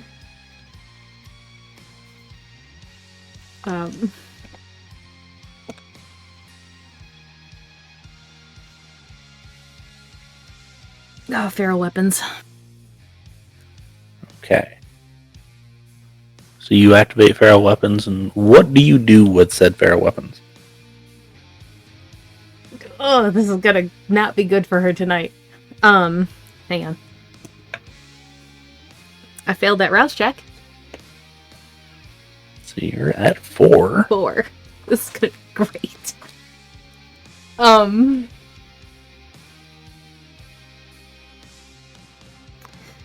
So the one that is... So we've got 3 looking out and 1 looking at the monitor, right? Yes. Are any of them on a walkie-talkie, or have they said anything to check in? They have not. They do all have communication devices. Okay. Then the one that is at the monitor, can I come up behind him and just go for the neck? Okay. Give me a strength and brawl.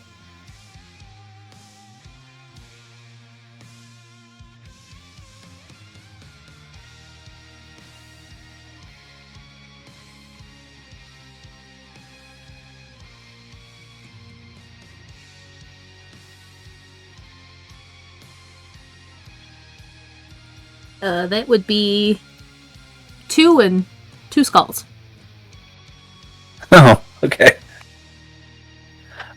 So yeah, you rake your claws +2. across his. Yeah, you rake your claws across this guy's throat, and he just blood goes everywhere. First and foremost, can I get a frenzy check? That is unspent willpower? That is unspent willpower. No, I'm gonna ride the frenzy. So you're gonna voluntarily. Yeah, I'm riding the frenzy. Okay. So, Beth, as you pull up to the front gate of this thing, you can just see the guard shack is just covered in red. You hear a couple shotgun. You hear a couple shotgun blasts go off. Get 2 dexterity and athletics, please. Me? Sorry, what in athletics? Yes, Tory. Oh, Dex and athletic? Yep, dex and athletics. Am I still at even 4 hunger? Yeah, Currently, Steven's going to be out the door before Beth stops. 1 and a yeah. skull. So Beth turns and she's like, "Steven, I don't think we got here." Oh, you already left. Okay. Can I get a second one, please?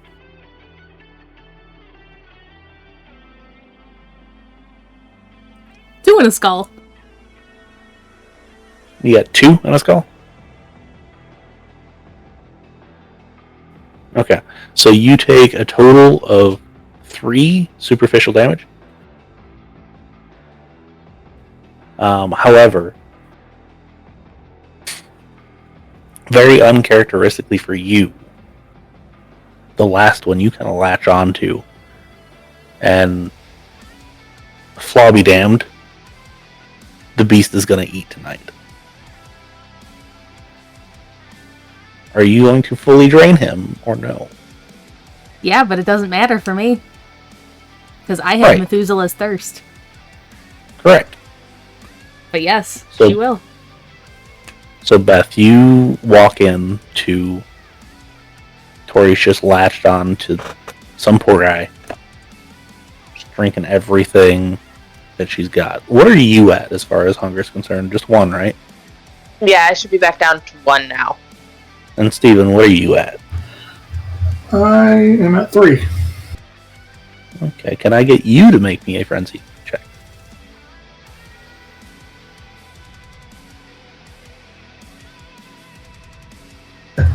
I got nothing.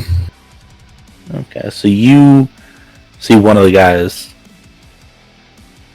It's fading fast, however, and he's still got a little bit left. And you immediately just jump on him and just kind of follow suit. Damn, guys, calm down! Holy Beth- shizballs!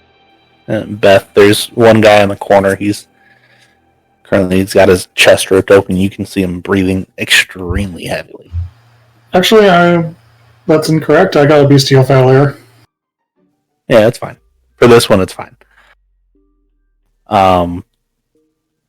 Guys in the corner, breathing heavily, and you kind of see him reach up for a walkie-talkie, like microphone. Snap his neck.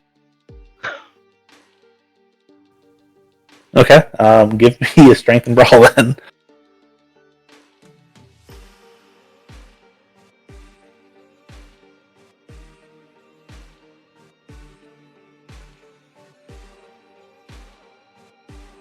Three. Okay, yeah, that's enough to effectively snap his neck, and his arm just kind of goes limp. You hear kind of Tory get done, like basically licking the blood off of her hands, and Steven, you get done. And how far are you going? Are you going to take all of it? Not all of it. Maybe. Okay. So Steven's going to try to take over a little bit and make the beast stop. So what I need you to do is make me a willpower roll, please. You're looking for 3.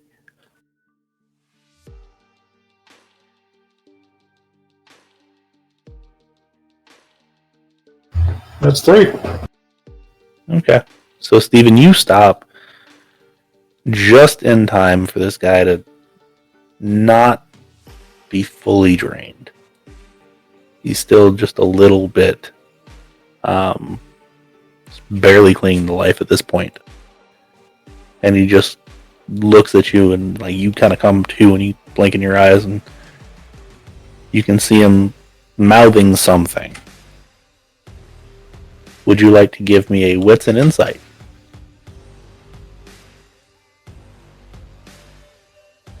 How much hunger did I take off? 2.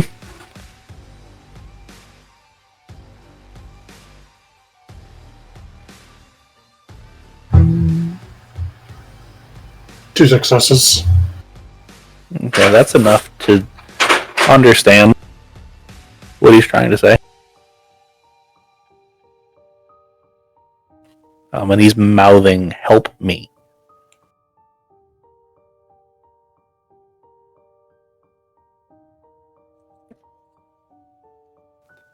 So, Tory, Mm-hmm. can I get 1 stain from you? Yes. Beth, What? can I also get a stain? No, Beth was a good girl. Ish. And then Steven, what are your actions?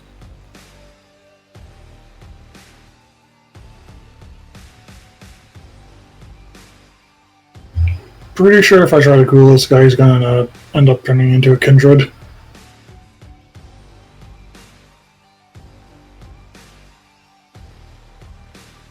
I mean, possibly. Are you going to just let him pass on, or are you going to try to do something? Tori's still not in the fully correct mind, and I think Beth is too preoccupied with what she's doing. I mean, if Tori's noticing this guy isn't going to be dead soon, she's probably going to do something. No, you're still, like, licking blood off your hands and preoccupied.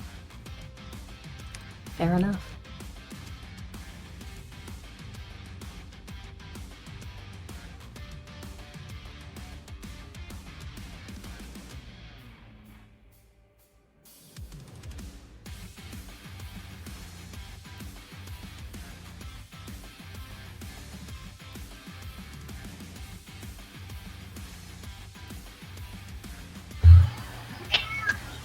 Steven is going to give this guy some of his blood. Okay. So you are like, it worked before, and you kind of like cut your hand open and like squeeze some in, and it kind of goes into his mouth, and you can see the dude kind of breathe in real deep and then kind of shudder a little bit. Put yourself at 2 hunger, please.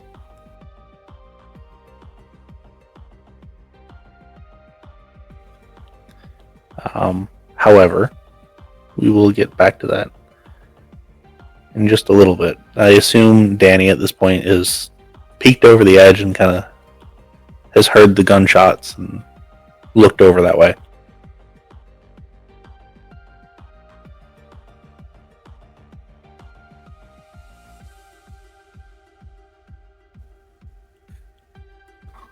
It's not working.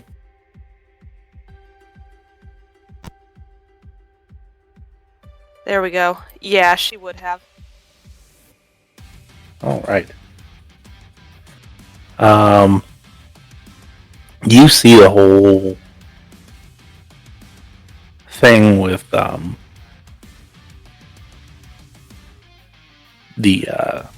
like Tory's scene. Then you see Beth come in, and you see her just snap somebody's neck, and you see Steven drinking from somebody, and you like see him kind of stop and stand up, and he's just like standing there staring at him for a little bit, and then like cut open his hand with a knife that he's got on him and drip some into what you assume this dude's mouth. Ah, shit.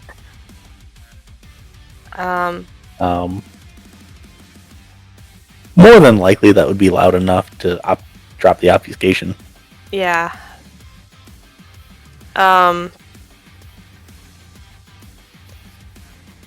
She is going to make doubly sure that she actually killed the guy. Yep, he's gone. Okay. Are there keys to the handcuffs on him? There are, yes. Okay, she is going to take the keys, take the sets of handcuffs that he had on him, and any spare ammo that he might have. Okay. He has 2 magazines. Okay.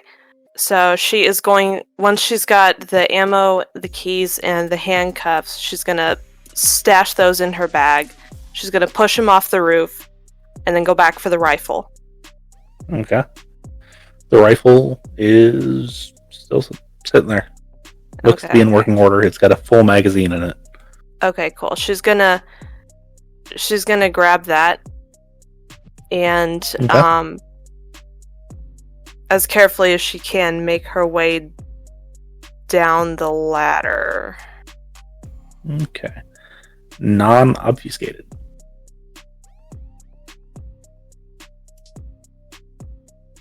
She should probably throw obfuscate back up before she makes her way down, or would trying to do all that while hanging on to the gun be too much? The rifle, well, it is a high-powered rifle. It's not like a big 50 cal, so it's heavy. One would probably say it looks like an old World War II Russian rifle. It just has a larger caliber barrel on it. Something that fits like a AK barrel, sort of. So it's not overly heavy. You can definitely make it down there without dropping obfuscation. Okay, so she's gonna throw obfuscate back up before climbing down the ladder. All right. And I will make that rouse check. My luck holds out. I'm still good.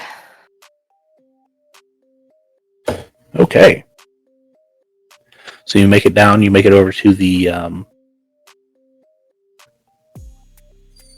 guardhouse, and at this point everybody's kind of like come to and realized what the hell just happened.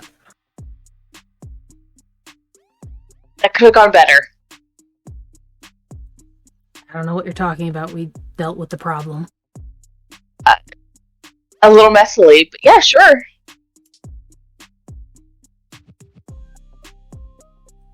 Tori will just kind of shrug and then walk out of the guardhouse. As Tory passes, you hear a, "Shit, y'all are crazy," just very quietly whispered from somewhere off to your left. Tory, please make me a wits and awareness. Okie dokie. We're kindred. Are kindred ever not crazy? Yeah, I should probably stealth. But it's fine. 1 success. That is enough to notice that the dude behind the monitors actually has a key card. Oh, snatch that up. It's a bit covered in blood, but it's fine. Lick it off, it's fine.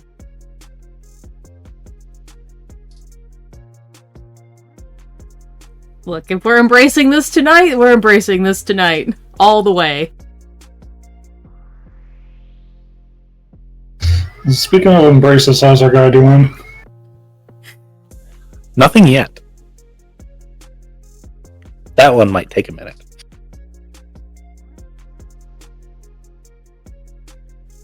You're not. So where to, gang? To the door.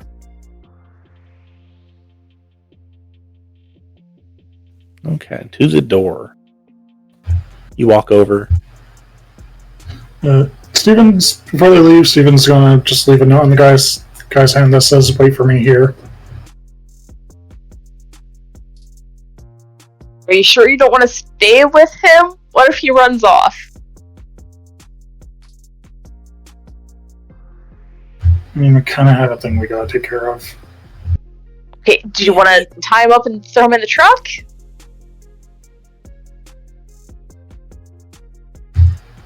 Yeah, let's put him in the trunk. Or truck, whichever.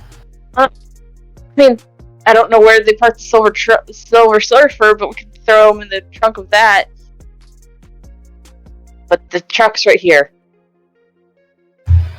Alright, let's pack everyone else up as well. Do we have to? And I may have broken a Camarilla rule right now, so those seem less obvious. We're not Camarilla. Yeah, but even though we don't think she calls shots, Carissa does have the power to try and get people sent after us. Whatever you want. Is there a tarp behind the... I'm guessing there's, like, bucket seats, right? So, like, behind the, pull the seat out in front. Is there, like, a tarp or something maybe that Tory has? That Tory has. Oh my gosh, now I'm Tory. That Beth has? No. Damn. I mean, you could just leave them there and just have Tory call somebody and they can come dispose of bodies. Yeah, I'm really only worried about Steven's possible child. Dani, you're still close by to hear this entire conversation. She's not saying anything. She's just listening.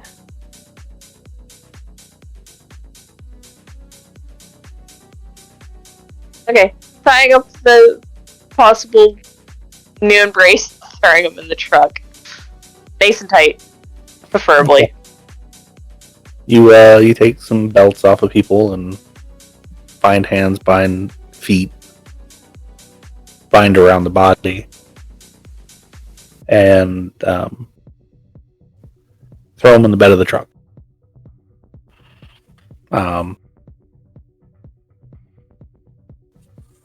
Everybody following Tory? Yep. Okay.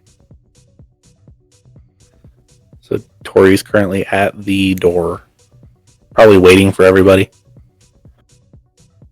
Oh, Unless no, you already she's just going to scanned be and opening the opened. door.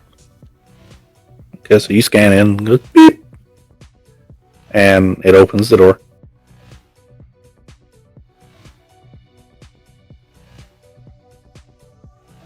You swing it open. She will not walk in right away, but how dark is it? It is well lit. Okay. It looks like a giant dormitory. Is there anyone immediately there? Not immediately, no. Okay.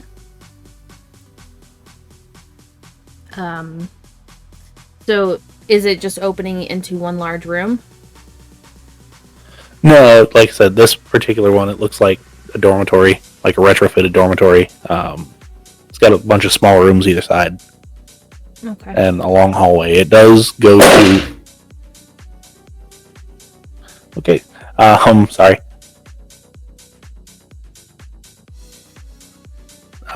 It does go to a set of double doors that are solid steel. Okay.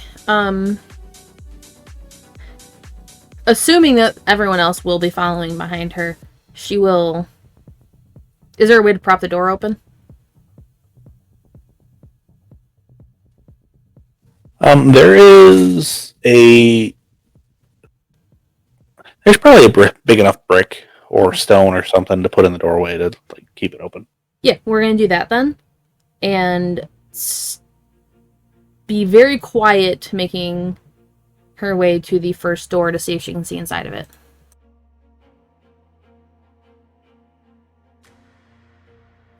Okay.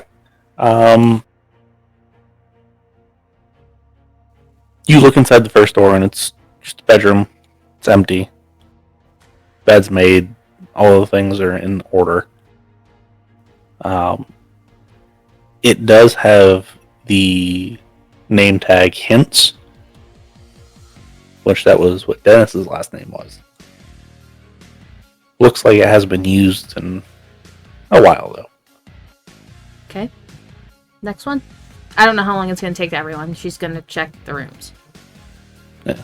You kind of systematically make your way down. You're about 3/4 of the way down before everybody else pulls up and goes in. You haven't found anybody in there yet.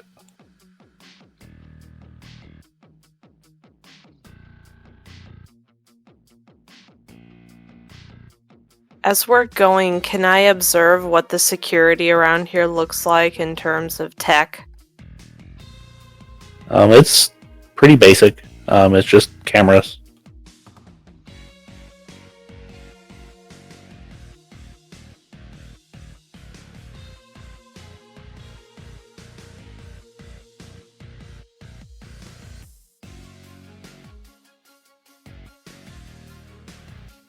So you get in and you see Tory about 3/4 of the way down the hallway, just checking rooms. And Tory, I assume that you continue on doing what you're doing.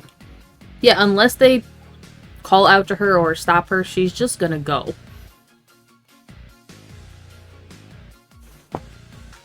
Like, she's not gonna be stupid. She's not charging in to the main doors, but she's checking all of the rooms. Okay. So yeah, you keep continuing on. There's nobody in there.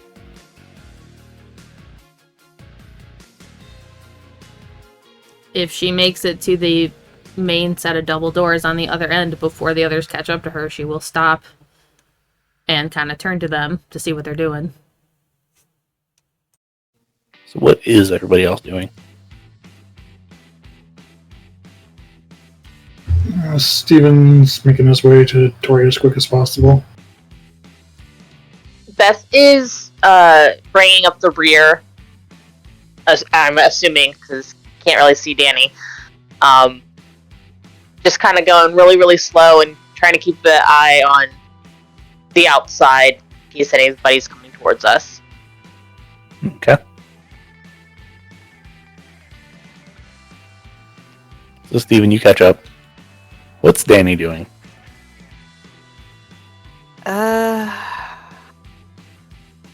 Should I risk it for the biscuit?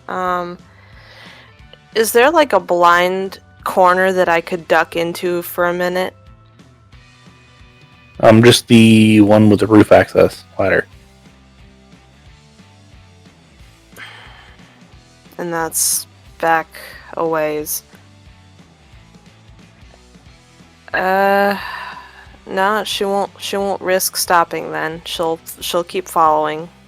Very concerned that the others do not seem to be stealthing, but she will follow. Okay. So you all eventually make your way to the double doors. What would you like to do? You two want to wait here for a minute while we go ahead. She says to Beth and Steven. Keep a lookout for you.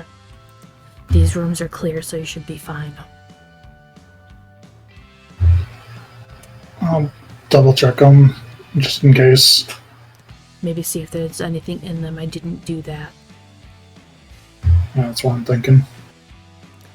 And then, Steve will check around and since I'm seeing all the rooms.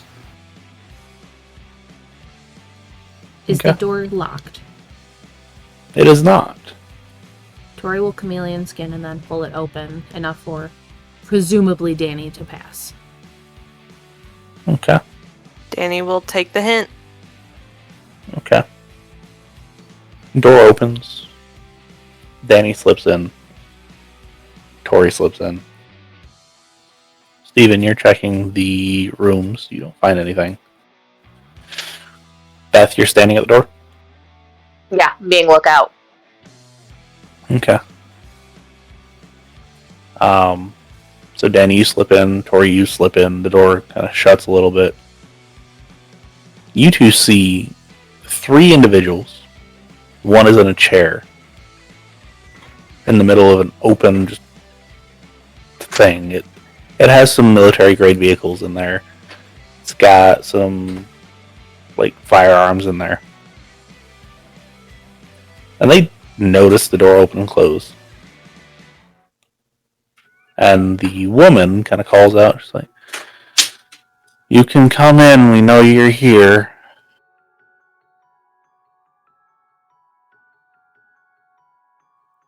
That anyone Tory recognizes. Nope. She will make her way forward, but still stay stealth. And I did pass the check. Okay.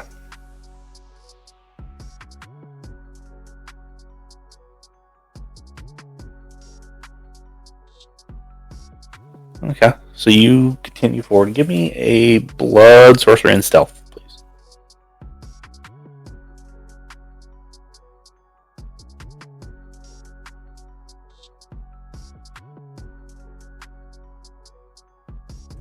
Five. Okay. And then Dani, do you have Silence of Death? Just out of curiosity. No. Okay. Can I get you to make me a dexterity and stealth just for sound? Wait, let me double check that. Because I believe Unseen Passage does not muffle sound.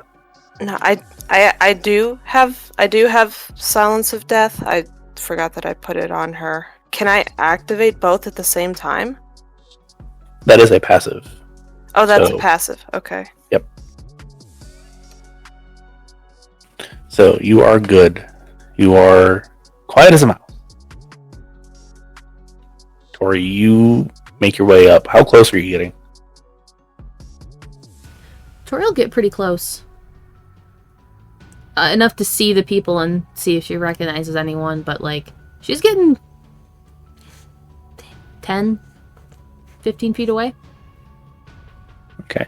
Give me a wits and or intelligence and investigation for you.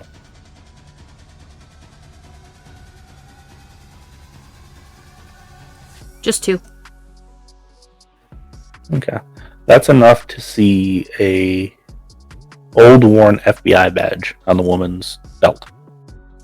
She has a rather large pistol as well. The man that's on the other side looks like he's got maybe one of the taser rods. But that's about it. Is he holding the taser rod? Yes, he is currently. It's not on, and then the person in the chair is actually tied up. Are they Not blindfolded handcuffed. or no? They have a sack over their head. Okay, good.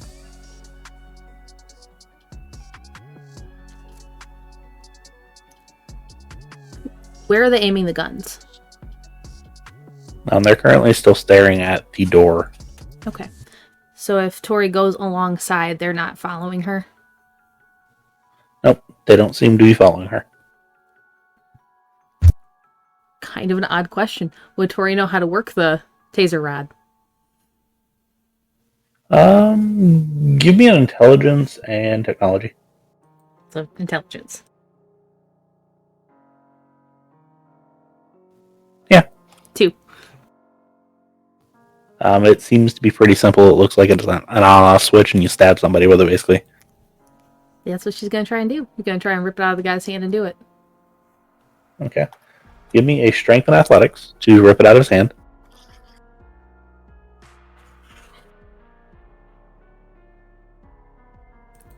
Just a 2. I got 0, so, you know.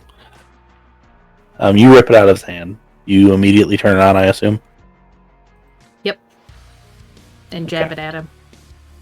Yep, that does drop the whole chameleon skin thing. That's fine. Okay. So you jab it at him.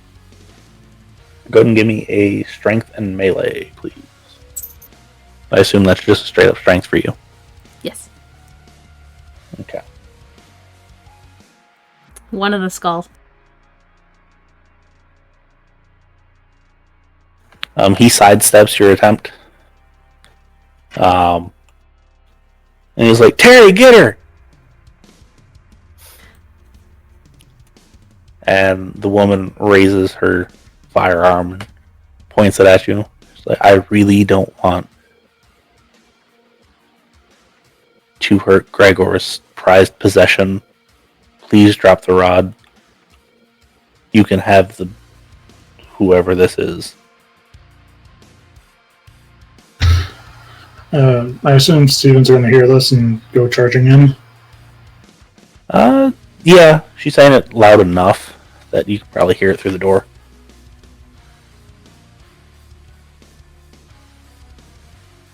So Steven's going to run in, knife in hand. Okay, and you see this entire thing play out. Tory, what is it that you would like to do? Ooh. Are feral weapons still up, or have they dropped? They have dropped at this point.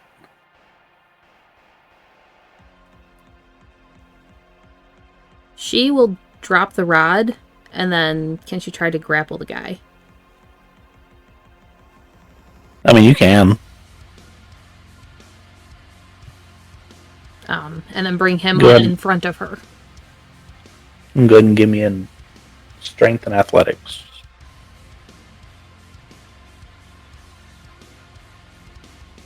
Three. Okay.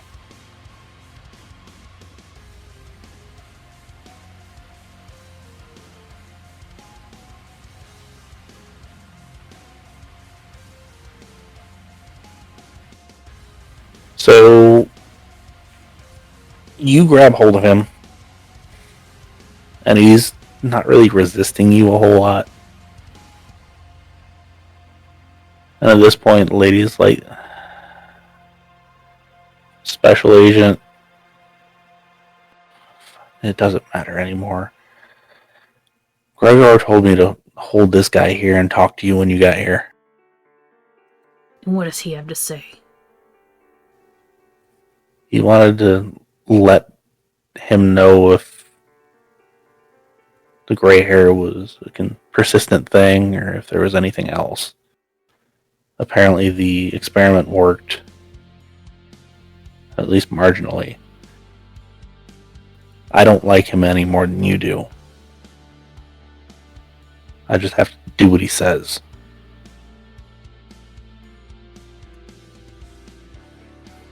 Yeah, he's real good at that. Yeah.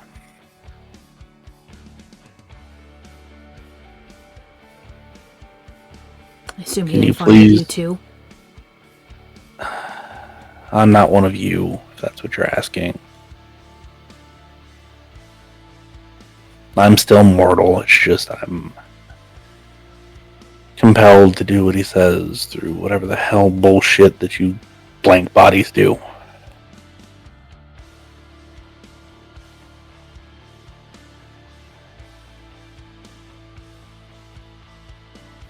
He can go just like that.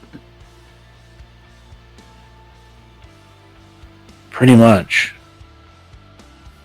There was one thing that he wanted me to ask you, though. Other than the hair. Yeah, he wanted me to ask you if you're feeling a bit stiff lately. I don't know what it means, but... yeah.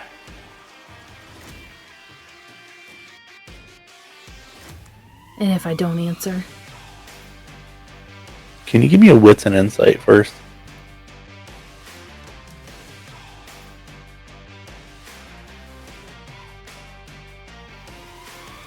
Just one. Okay, you probably wouldn't fully understand the meaning behind that. Well, if you don't, Not even Answer. with the occult? you can roll me an intelligence and a occult, but it's going to make it harder. I still probably have a better chance of that. Okay. 3. Or not, you know. Would you like to spend a willpower to re-roll any of those dice?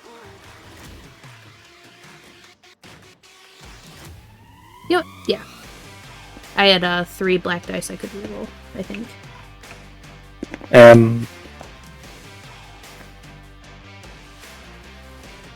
Danny's pretty smart, right? Been around for a minute.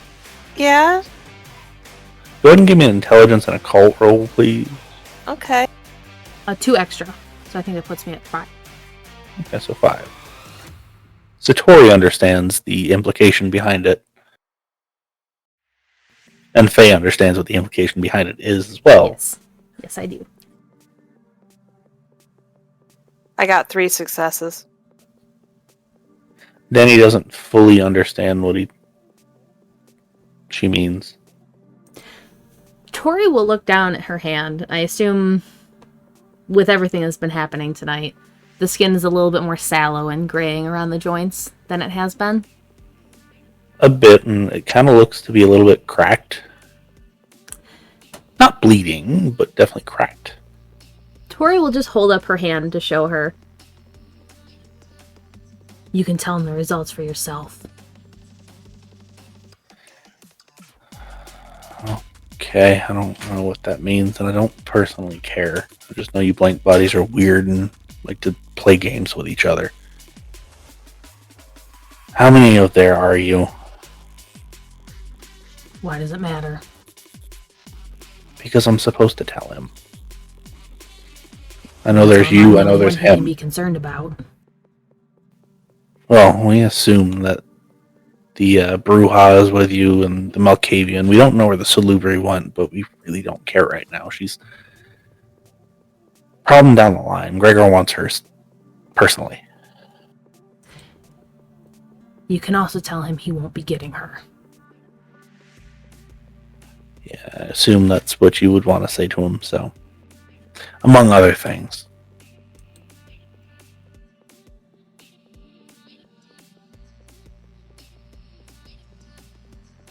She'll just give her a bland smile.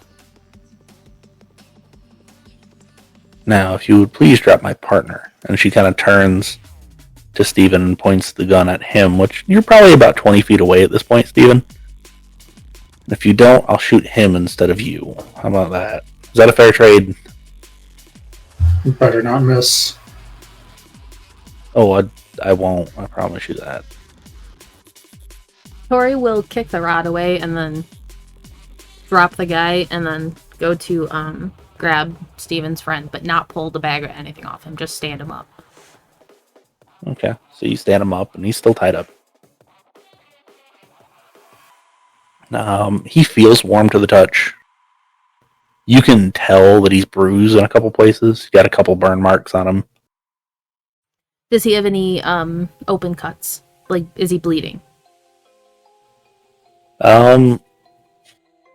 He does have a little bit of blood around like the collar of his shirt, but it doesn't look like he's actively bleeding.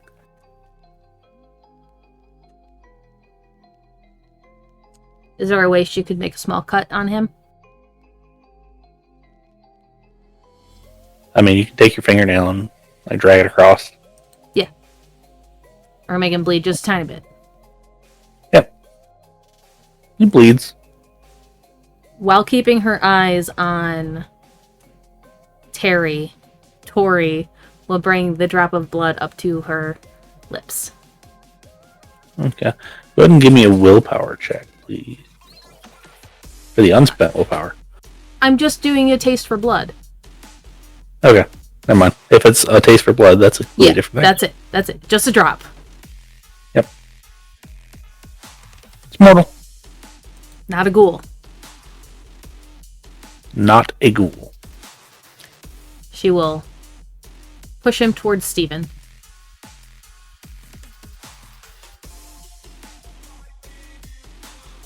And he kind of goes, what the hell, man? Steven's gonna grab Leo and say, "It's alright, I got you." Steve, is that you? Yeah. What the hell? They said you're a vampire, dude. It's just some government spook stuff, don't worry about it. What the hell are you getting mixed up in? And what's a blank body? I have no idea. Baby, let's go. Let's go. So, Steven, you grab Leo, you head out. He's gonna turn around and say, "Let your boss know I'll be seeing him at some point." She just kind of gives you a Please. little, and like a little 2-finger salute, and she drops the gun, puts it away, turns back to Tory. You're free to go now. Tory will back out, but she won't turn her back to her. Okay. The dude at this point has picked up his rod.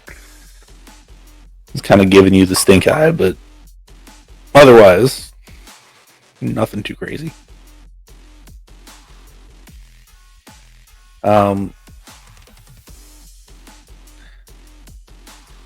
Give me wits and awareness, please.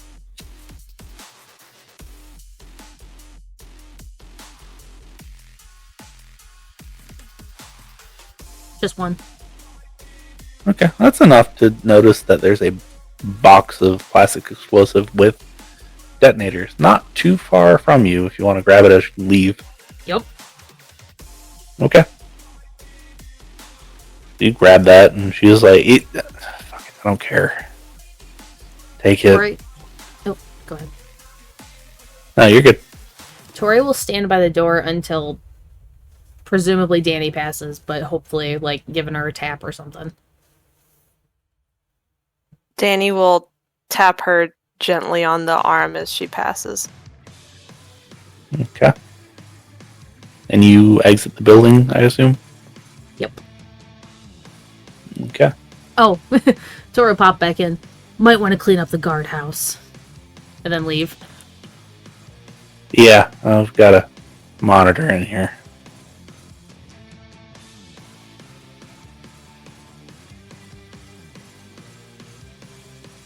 And you head out, and you go back to the truck.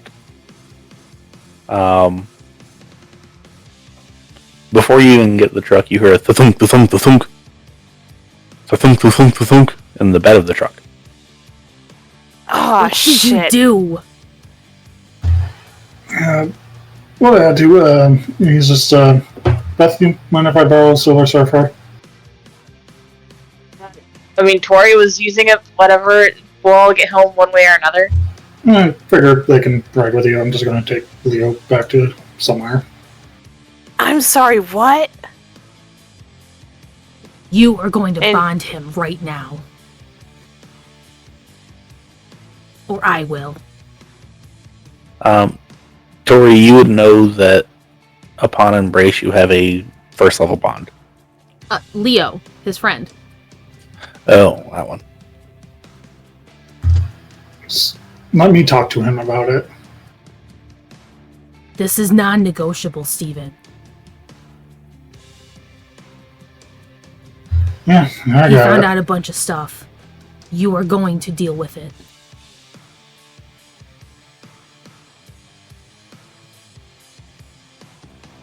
Yeah. At this point, from the bed of the truck, hello? What is that? Decision I made. I'm sorry, what?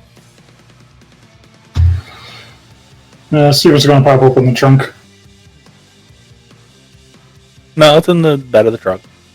You walk over and you see an individual who's got a belt wrapped around his feet, his wrists, and around his chest. He's completely covered in blood. His shirt's kind of ripped open. Has a guard uniform on. Tory will just reach over, not caring if he flinches away from her, and yank his mouth upwards to, like, expose his teeth. There's definitely something different in his mouth. You're not sure if they're going to get bigger or not, but there's definitely elongation there. She'll just turn to Steven. Are you kidding me? The other one decided to go all crazy.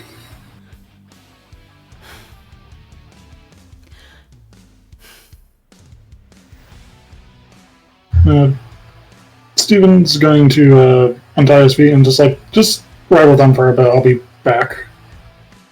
But You're staying. You're staying there.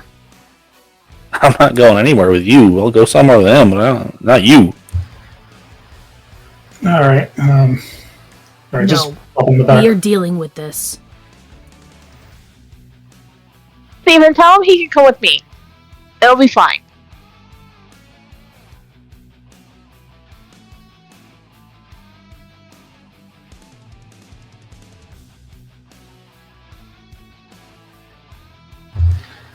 Because I'm going to deal with it. Don't worry about it. I will deal with it. I will worry about it. Because this entire thing happened because of this. Nice Freudian slip there.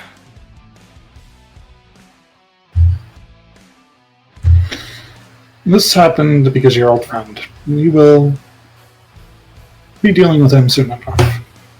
If everything goes to plan.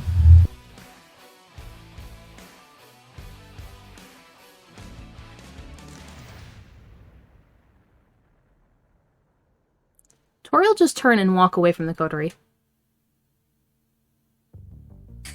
Okay. Tory's still covered in blood. Starts walking down While the street. this whole exchange is happening, can Dani send a quick text? It will break your obfuscation. I figured it broke when she yelled what the fuck at Steven. Yeah, that's fair.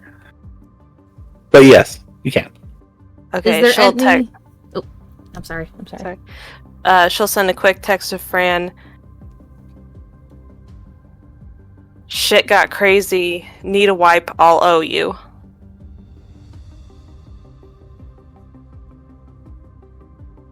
Almost immediately. Send me IP or Mac. I'll take care of it. If there is no one on the street, Tory will shape change into her dog form and just bolt. Okay.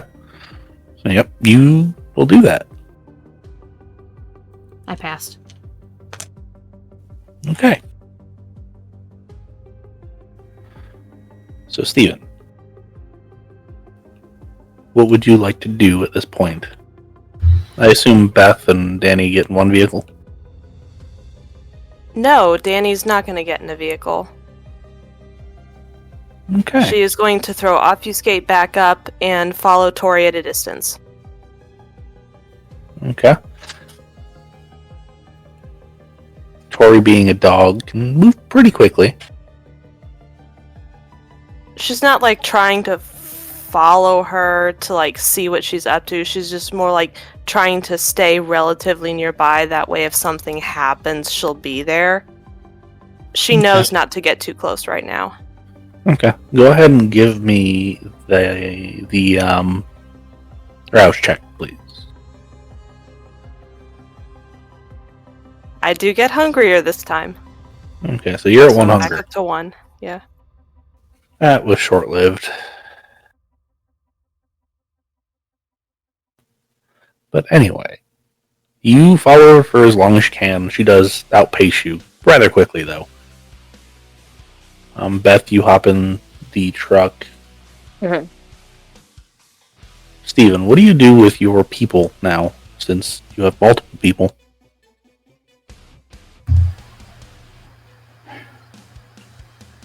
So, Leo, you take it you heard some stuff about me. Yeah, man, like, what was all that? Alright, so you remember that lady I was talking about who wanted to make a deal with us about getting food for her restaurants? Yeah. Yeah, she's really powerful and is not happy with me right now. I mean, what'd you do, man? You, like, put too much garlic in something? Or, like, you threw a cross at her? What happened? Well, technically, me and my coterie crashed a party she was hosting. Oh, with garlic, okay. Oh, with a special beer and a sprinkler system. I thought water was for witches. It was Like really Wizard of Oz. It was really just to make her mad. Oh, okay. Where'd the beer come into this? I have no idea. I'll have to ask Tory about it when she calms down. Okay, so, like, what's her deal anyway, man?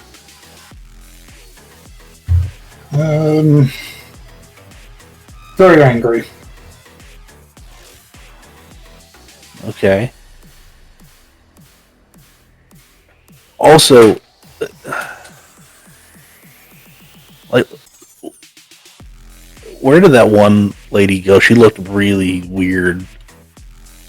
Saw her kind of like walk off a little bit, and then she just went poof. I don't know where she went. Yeah, that was Dani. We just met her. Was she missing half of her face? Yep. Yeah, she was. So it's not just me. Yeah. Turns out a lot of stuff we read about is actually real. Okay.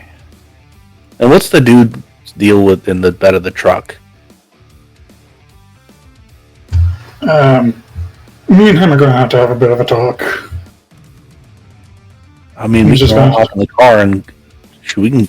Well, probably not my place, but I can go. Well, let's see here. My aunt's house, man. We'll really have to go somewhere super private. Super private.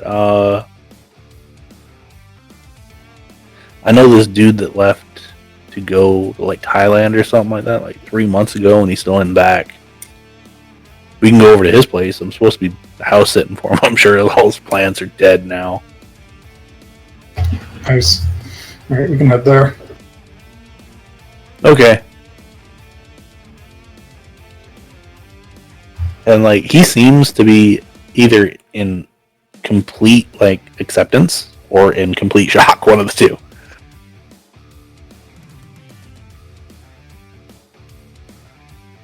So you load up security guard into Silver Surfer as well?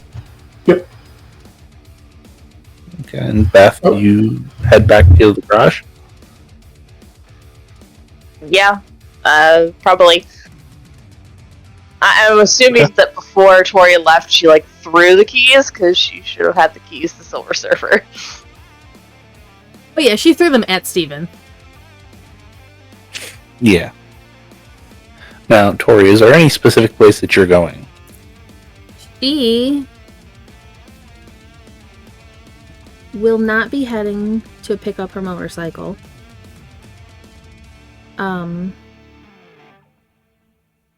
She will go back to the bar. Okay. And nose her way into the upper apartment. Okay. It is completely devoid of anybody at this point. Can she use heightened senses in dog form? Yeah. Okay. I would like to do that with sound to see if she can hear Cameron. I think it's free. Yeah, he's downstairs. Yeah, what do we have to drink? Dude orders a beer and, all right, man, how about you three? And they order whatever they're ordering. It seems like a normal night for him. It is very loud, as per normal, though. How late in the evening is it? At this point, it's probably 2:30, 3 o'clock. Didn't take too awful long to get all that done. Mm-hmm. She'll just stay there for a little bit. Just listening, making sure that nothing crazy happens. Yep. There is a fight, but, I mean, there's usually a fight.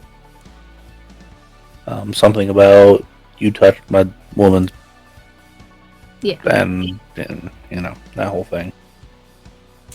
And then, as long as none of the coterie comes, after about an hour, she will make her way back to her actual place. Okay. Beth, you show up to your garage and Tori's motorcycle's there. You assume it's Dani's motorcycle is also there.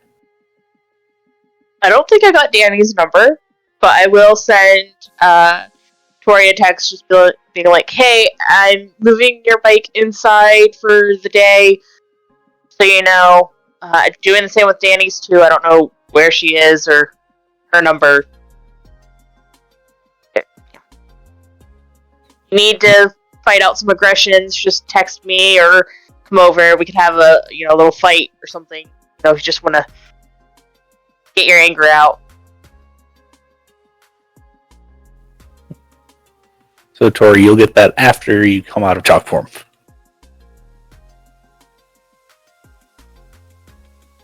And Beth, George is still there.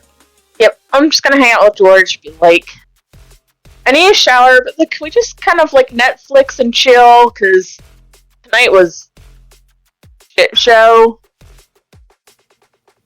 I mean, I'm a bit old for that, but yeah.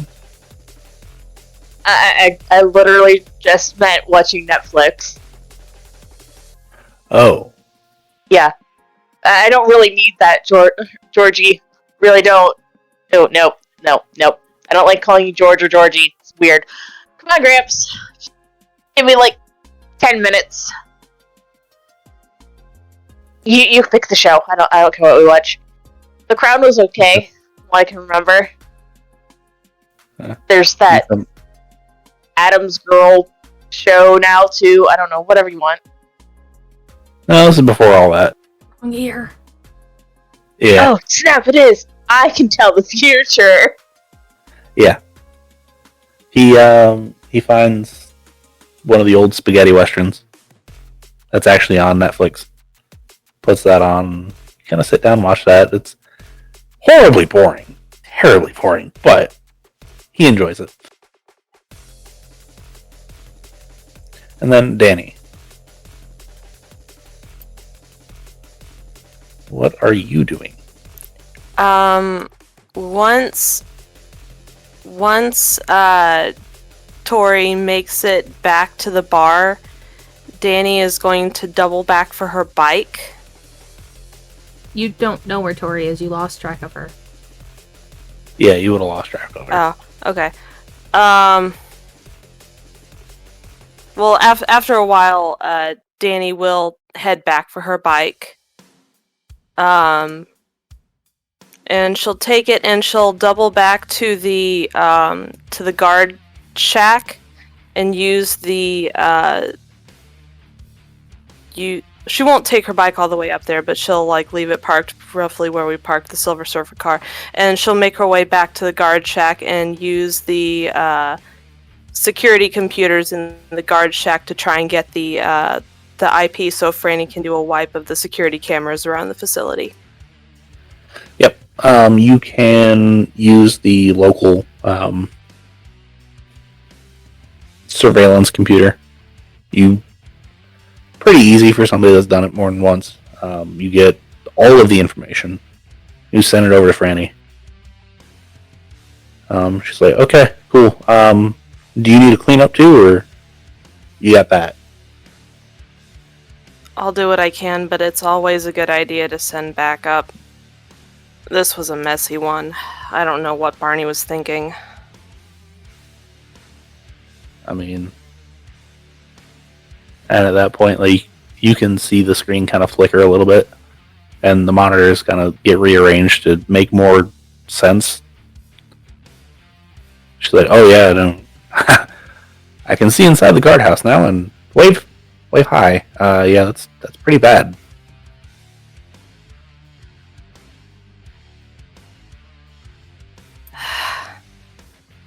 You might also want to let Barney know that Steven decided it'd be a good idea to sire tonight, so we've got a baby Malkavian on our hands again. No, we don't.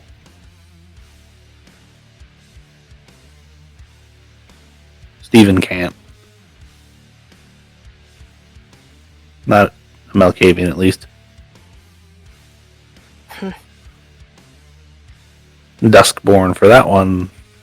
Sure, that'll be a thing.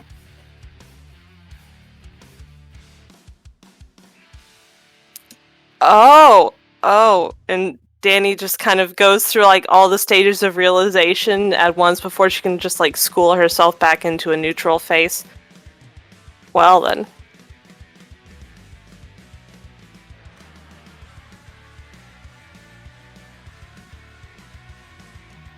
So anyway, yeah, I'll try and clean up a little bit here before sun starts rising, but should probably get someone out here. Yeah, I'll get Barney to, I don't know.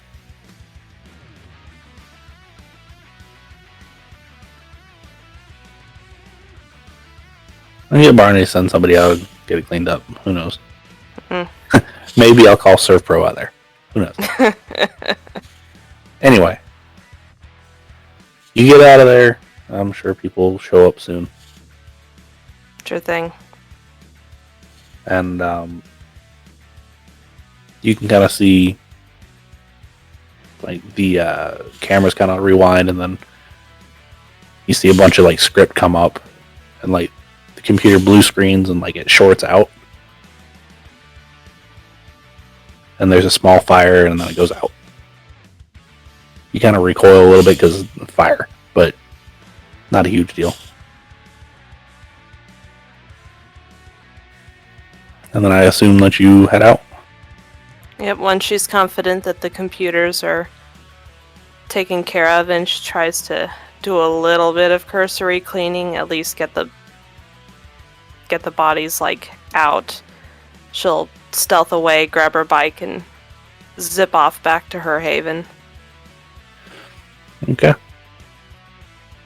And then finally, Steven. How much do you go over with Leo regarding kindred stuff? Steven's going to give him the basics and let him know that what Tory told him to do. He's like, oh, so like you guys can actually take away people's... That's why you're never awake during the... It makes so much sense now. Man, I've come into your apartment. Man, you were dead to the world, literally, apparently. How did you get in my apartment? That key that you gave me. Oh, yeah. Yeah, it was one of your party moments. So that means you can't do that anymore. That sucks. No, I can. I just had to find someone who had done it before I drink from them.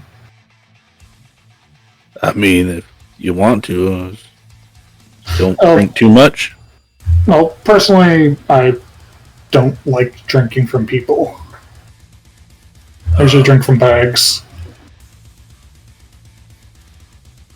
I think I got a cousin that's a nurse. We can like let her practice on me or something.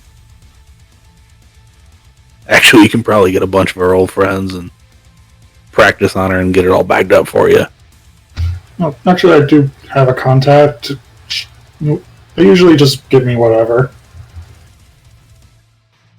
I was trying to take out the middleman.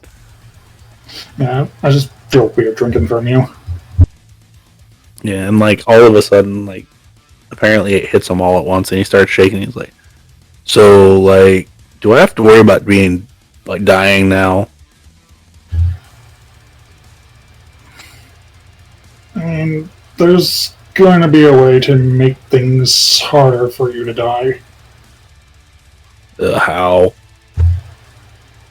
We can make things that are called ghouls. I mean, that's the really ugly undead things, right? No, in folklore, yes, but for us, they look and pretty much act human. They just live longer. Okay. What do we have to do? You have to drink some of my blood. That's gross as hell. It's definitely gross. I mean, and he walks over to a cabinet, opens it up, and like takes out just a bottle of alcohol and puts it down. He's like, "Can you put it in there? I might be able to get it down real fast." I'll have to get some of the dosage right. Got a cup? Yeah, and he walks over, just grabs a random cup and sets it down. It's probably not even washed, to be honest with you. Alright. Now, there is one thing that you have to know about this. Yeah, go ahead.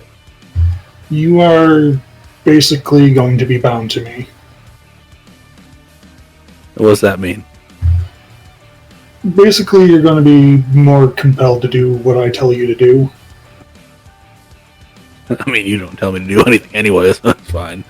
Yeah, fair enough. I just want you to know that there is bits of baggage that you have to deal with. Alright, well, do I get any... Well, I don't know if... You got any weird powers? I can see and hear really well. Also, I can do kind of do what you saw that girl do, except I can only do it while standing still. Whoa, can I get that? Maybe? I'm not sure if Gramps has any powers. Who's Gramps? One of the other girls ghouled some old guy who was about to die.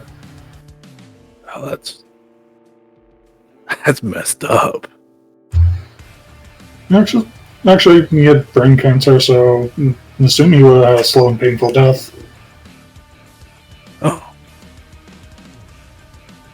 I guess that's good. I don't know. As long as it's not hurting him anymore. Yeah, I think it's gone. Last I heard from her say. Man. Big Pharma shouldn't get a hold of you guys then, shoot. I think they tried. There's this whole thing called the Second Inquisition.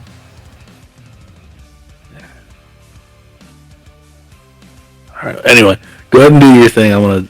Then he, like, pours his thing in there and says, just hurry up. I'll just try to down it as fast as I can. Right, just one more time, are you absolutely sure? And at this point, if it keeps me alive and makes me be able to get away from whatever the hell that was, yeah. So, Steven's gonna cut his wrist and mix it in with the alcohol.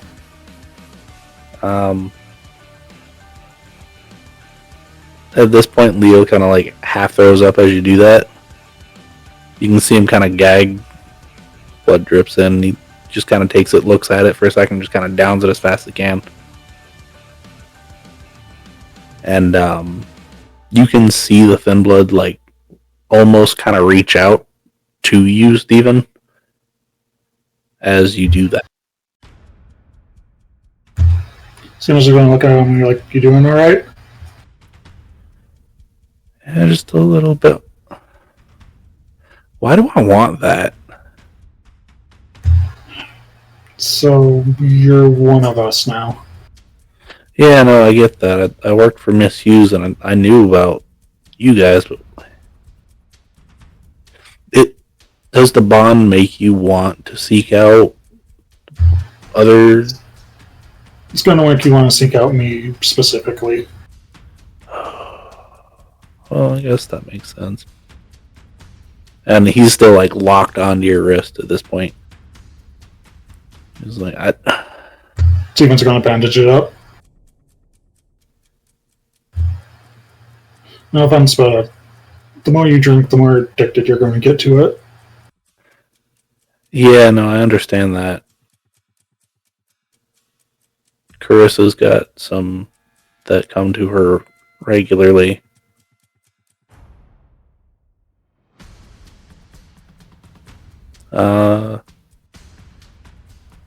Anyway, and he kind of shakes himself loose. So, I'm one of you now? What clan were you? Malkavian. Let me take a look at your teeth. And he's like, fuck. Of all the ones that I'm the crazy one now. And he smiles, and he's got full-on fangs.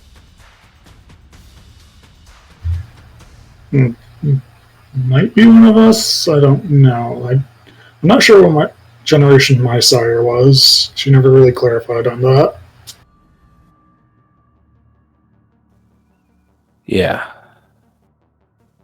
Well, if I start seeing or hearing things, I'll let you know. Maybe I need to get a psychiatrist. Who knows? It comes and goes.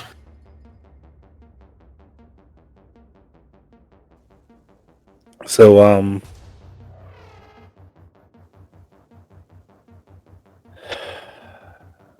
I know you're not Camarilla. And frankly, that whole bullshit, I don't want to deal with. Especially since I think one of the things is if you sire one without being told that you can, both of you get destroyed, yeah? Yep. Yeah. How long does this whole bond thing last? Does Steven know? Give me an intelligence and occult. From Kindred 101. 2 successes. Yep. About a month. About a month. Okay. So after that month, if I can leave, I'm going to. Because, no, unless of course you take care of the whole Hughes thing, because, you know. We're working on it. How do you feel about extended vacation? I mean, I'm definitely not going back to work. That's what you're asking. Well, there's the chance that you may be a thin blood instead of a Malkavian. I don't know what that is, but I'll take it over being a Malkavian. Yeah, the problem is that Carissa called for a extermination of them in the city. Yeah, well, that's great.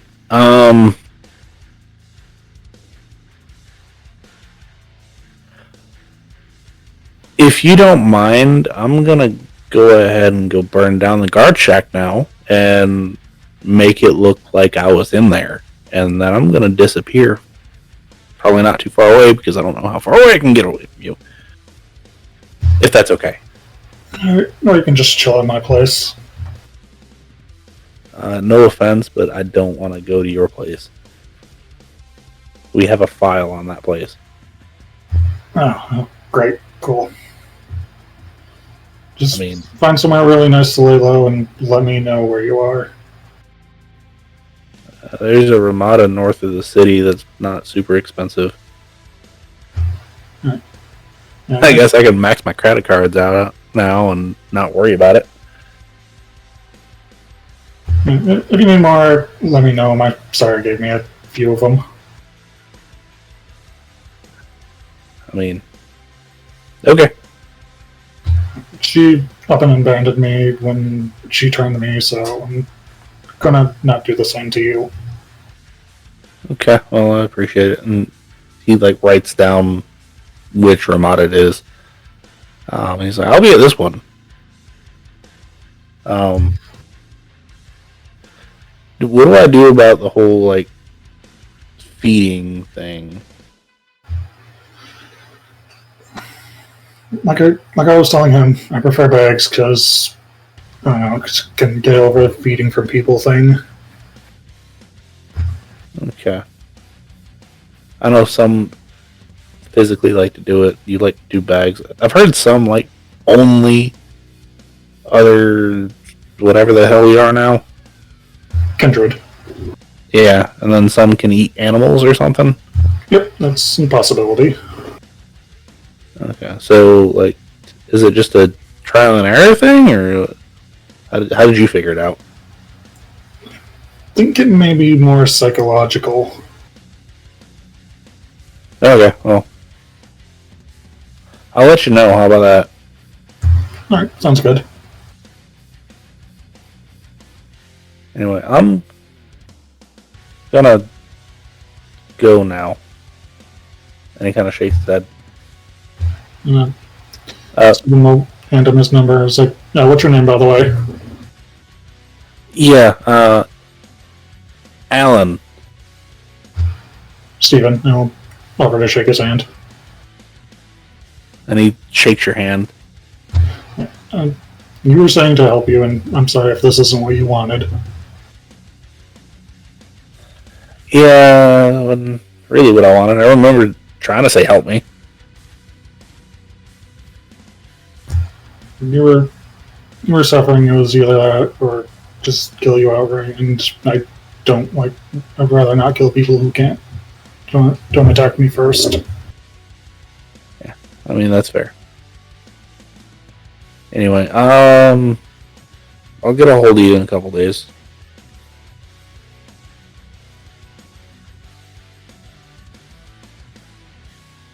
And he heads out the front door.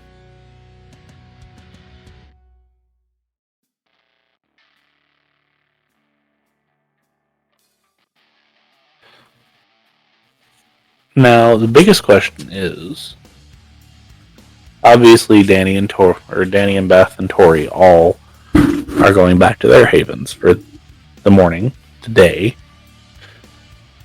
Where's Steven going?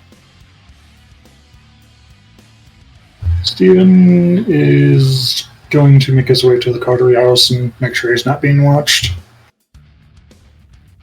You don't think you're being watched.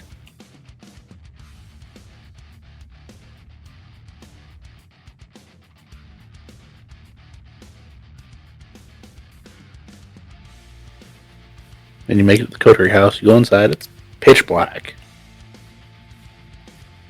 It is completely finished. And you, I assume, stay there? Yeah. And you stay there. You go down in the basement, and you, much like you did with Barney, lock yourself into a room. When day comes, all of you drift off to your sleep. Some of you, well, you can't necessarily dream.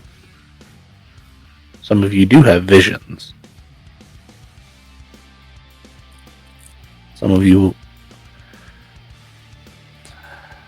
don't want to say have a restless sleep, but it's definitely not as good as most of them. And whatever transpired, whether or not it was covered by a local news station or not, definitely happened. Mortals were affected. And all of you, at the end of the day, suffered a stain.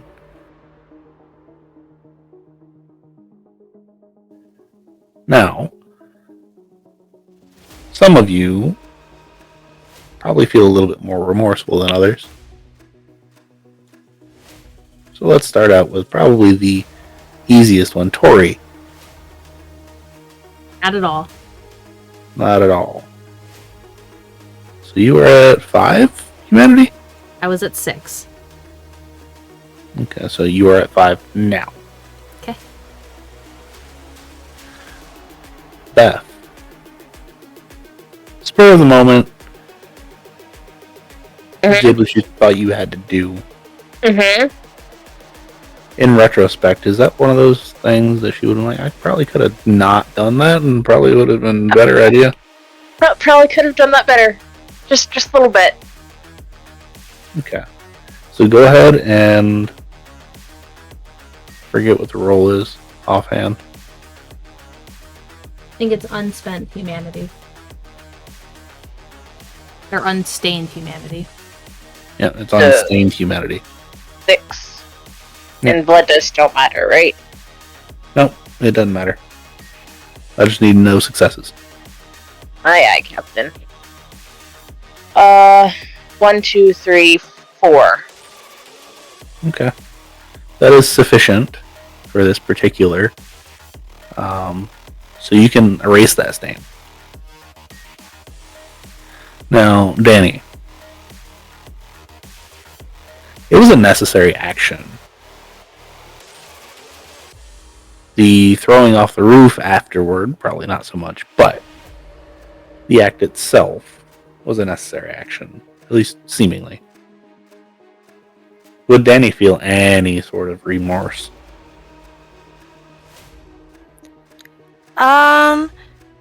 She's young enough that I think she'd feel a twinge of remorse, but it'd be pretty overshadowed by the idea that she thinks she did him a kindness in making sure he was dead, instead of leaving it to fate that he was, like, torn apart by any of the other crazies she was running with that night. Okay, so there's a little remorse there, so I'll allow the humanity roll. Yours is going to be a little bit more difficult than Beth's, but it's fine. 2 successes. So there's not quite enough there to remove the stain. Not necessarily enough there to fully lose the humanity, but it's definitely a permanent at this particular junction stain. We can do another one later on down the road, possibly. And then finally, Steven. Ghouling and siring in the same night is kind of a big deal. The ghouling is more for benefit of Leo, so we're not gonna give you stain for that one. Especially since Leo's a touchstone. However, siring, is a major ordeal. It's extremely traumatic, and well, you saved his life, sort of. It still passes on the curse. Does Steven feel bad about that? Yeah, he definitely feels like he let the beast have too much control tonight. And given the predicament he put the guard in, it felt like he was the best possible decision to avoid too much suffering. Okay. So,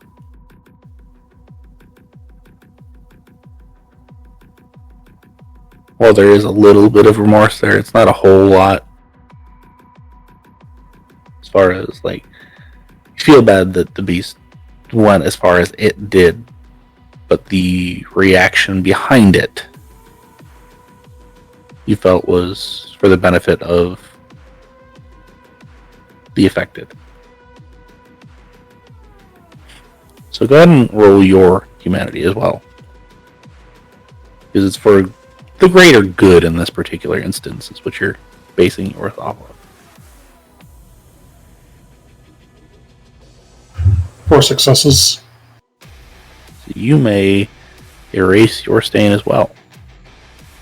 Just for the simple fact of, in your mind at the very least, greater good is outweighing the negatives of what happened.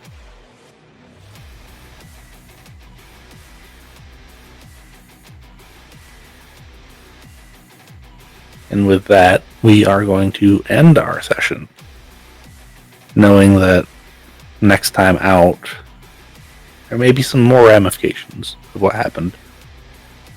Or maybe there's not. Who knows? Well, there's definitely going to be. What a wild night. Yes. Now, some announcements. We have TPKrit.com. It has links to pretty much everything that we have our hands in. YouTube's, just YouTube. Your podcast platform of choice. We have a link to DiceLegion.com. Gives you a certain percentage off of your purchase. Of that, we get a little bit of kickback. You get the discount, and they get to move some merchandise. It helps everybody out, so you should probably do that. As well as we also have Patreon, that is linked directly from TPKrit.com. If you go on there, you get things like after game talks and a special role on our Discord. You get special rooms. Might be some extra things if you're at a higher tier. Who knows? And then finally, I lost my train of thought. I know I'm missing something. New game starting? Yes, I'm directing. Yes. We will at some point get back to our normal scheduling, but it will not be this week. No. Made a split decision because Buttons had missed Thursday to do the lead up to this with Chaos Crew. And now we have Carnage Crew. Yeah. Chaos Crew led to more Chaos Crew. Holy crap. Anyway, so that will be happening Tuesdays as Blood and Hope Detroit. It's a real fun time. Waiting to see exactly where that goes, because who knows? Well, Faye knows. And then I believe that's pretty much it, because Honor the Reckoning going to be happening on a Thursday, one of these Thursdays.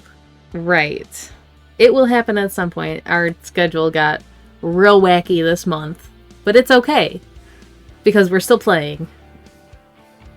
I blame Walt Disney. And weddings. Ew. Yeah, and weddings. And we'll get back to posting shorts. We've been having some technical difficulties, but they'll be coming back again soon. But slightly different because there may not be one every single day. Yes. Yep. We will be getting some skits done, so more skits will be coming out slowly. Yep. With that, stay safe. Stay away from the Chaos Crew, because apparently they're Carnage Crew. This with Dani, it's now Carnage Crew. Yes. And have a good evening. Have a good night, everyone. Good dreams.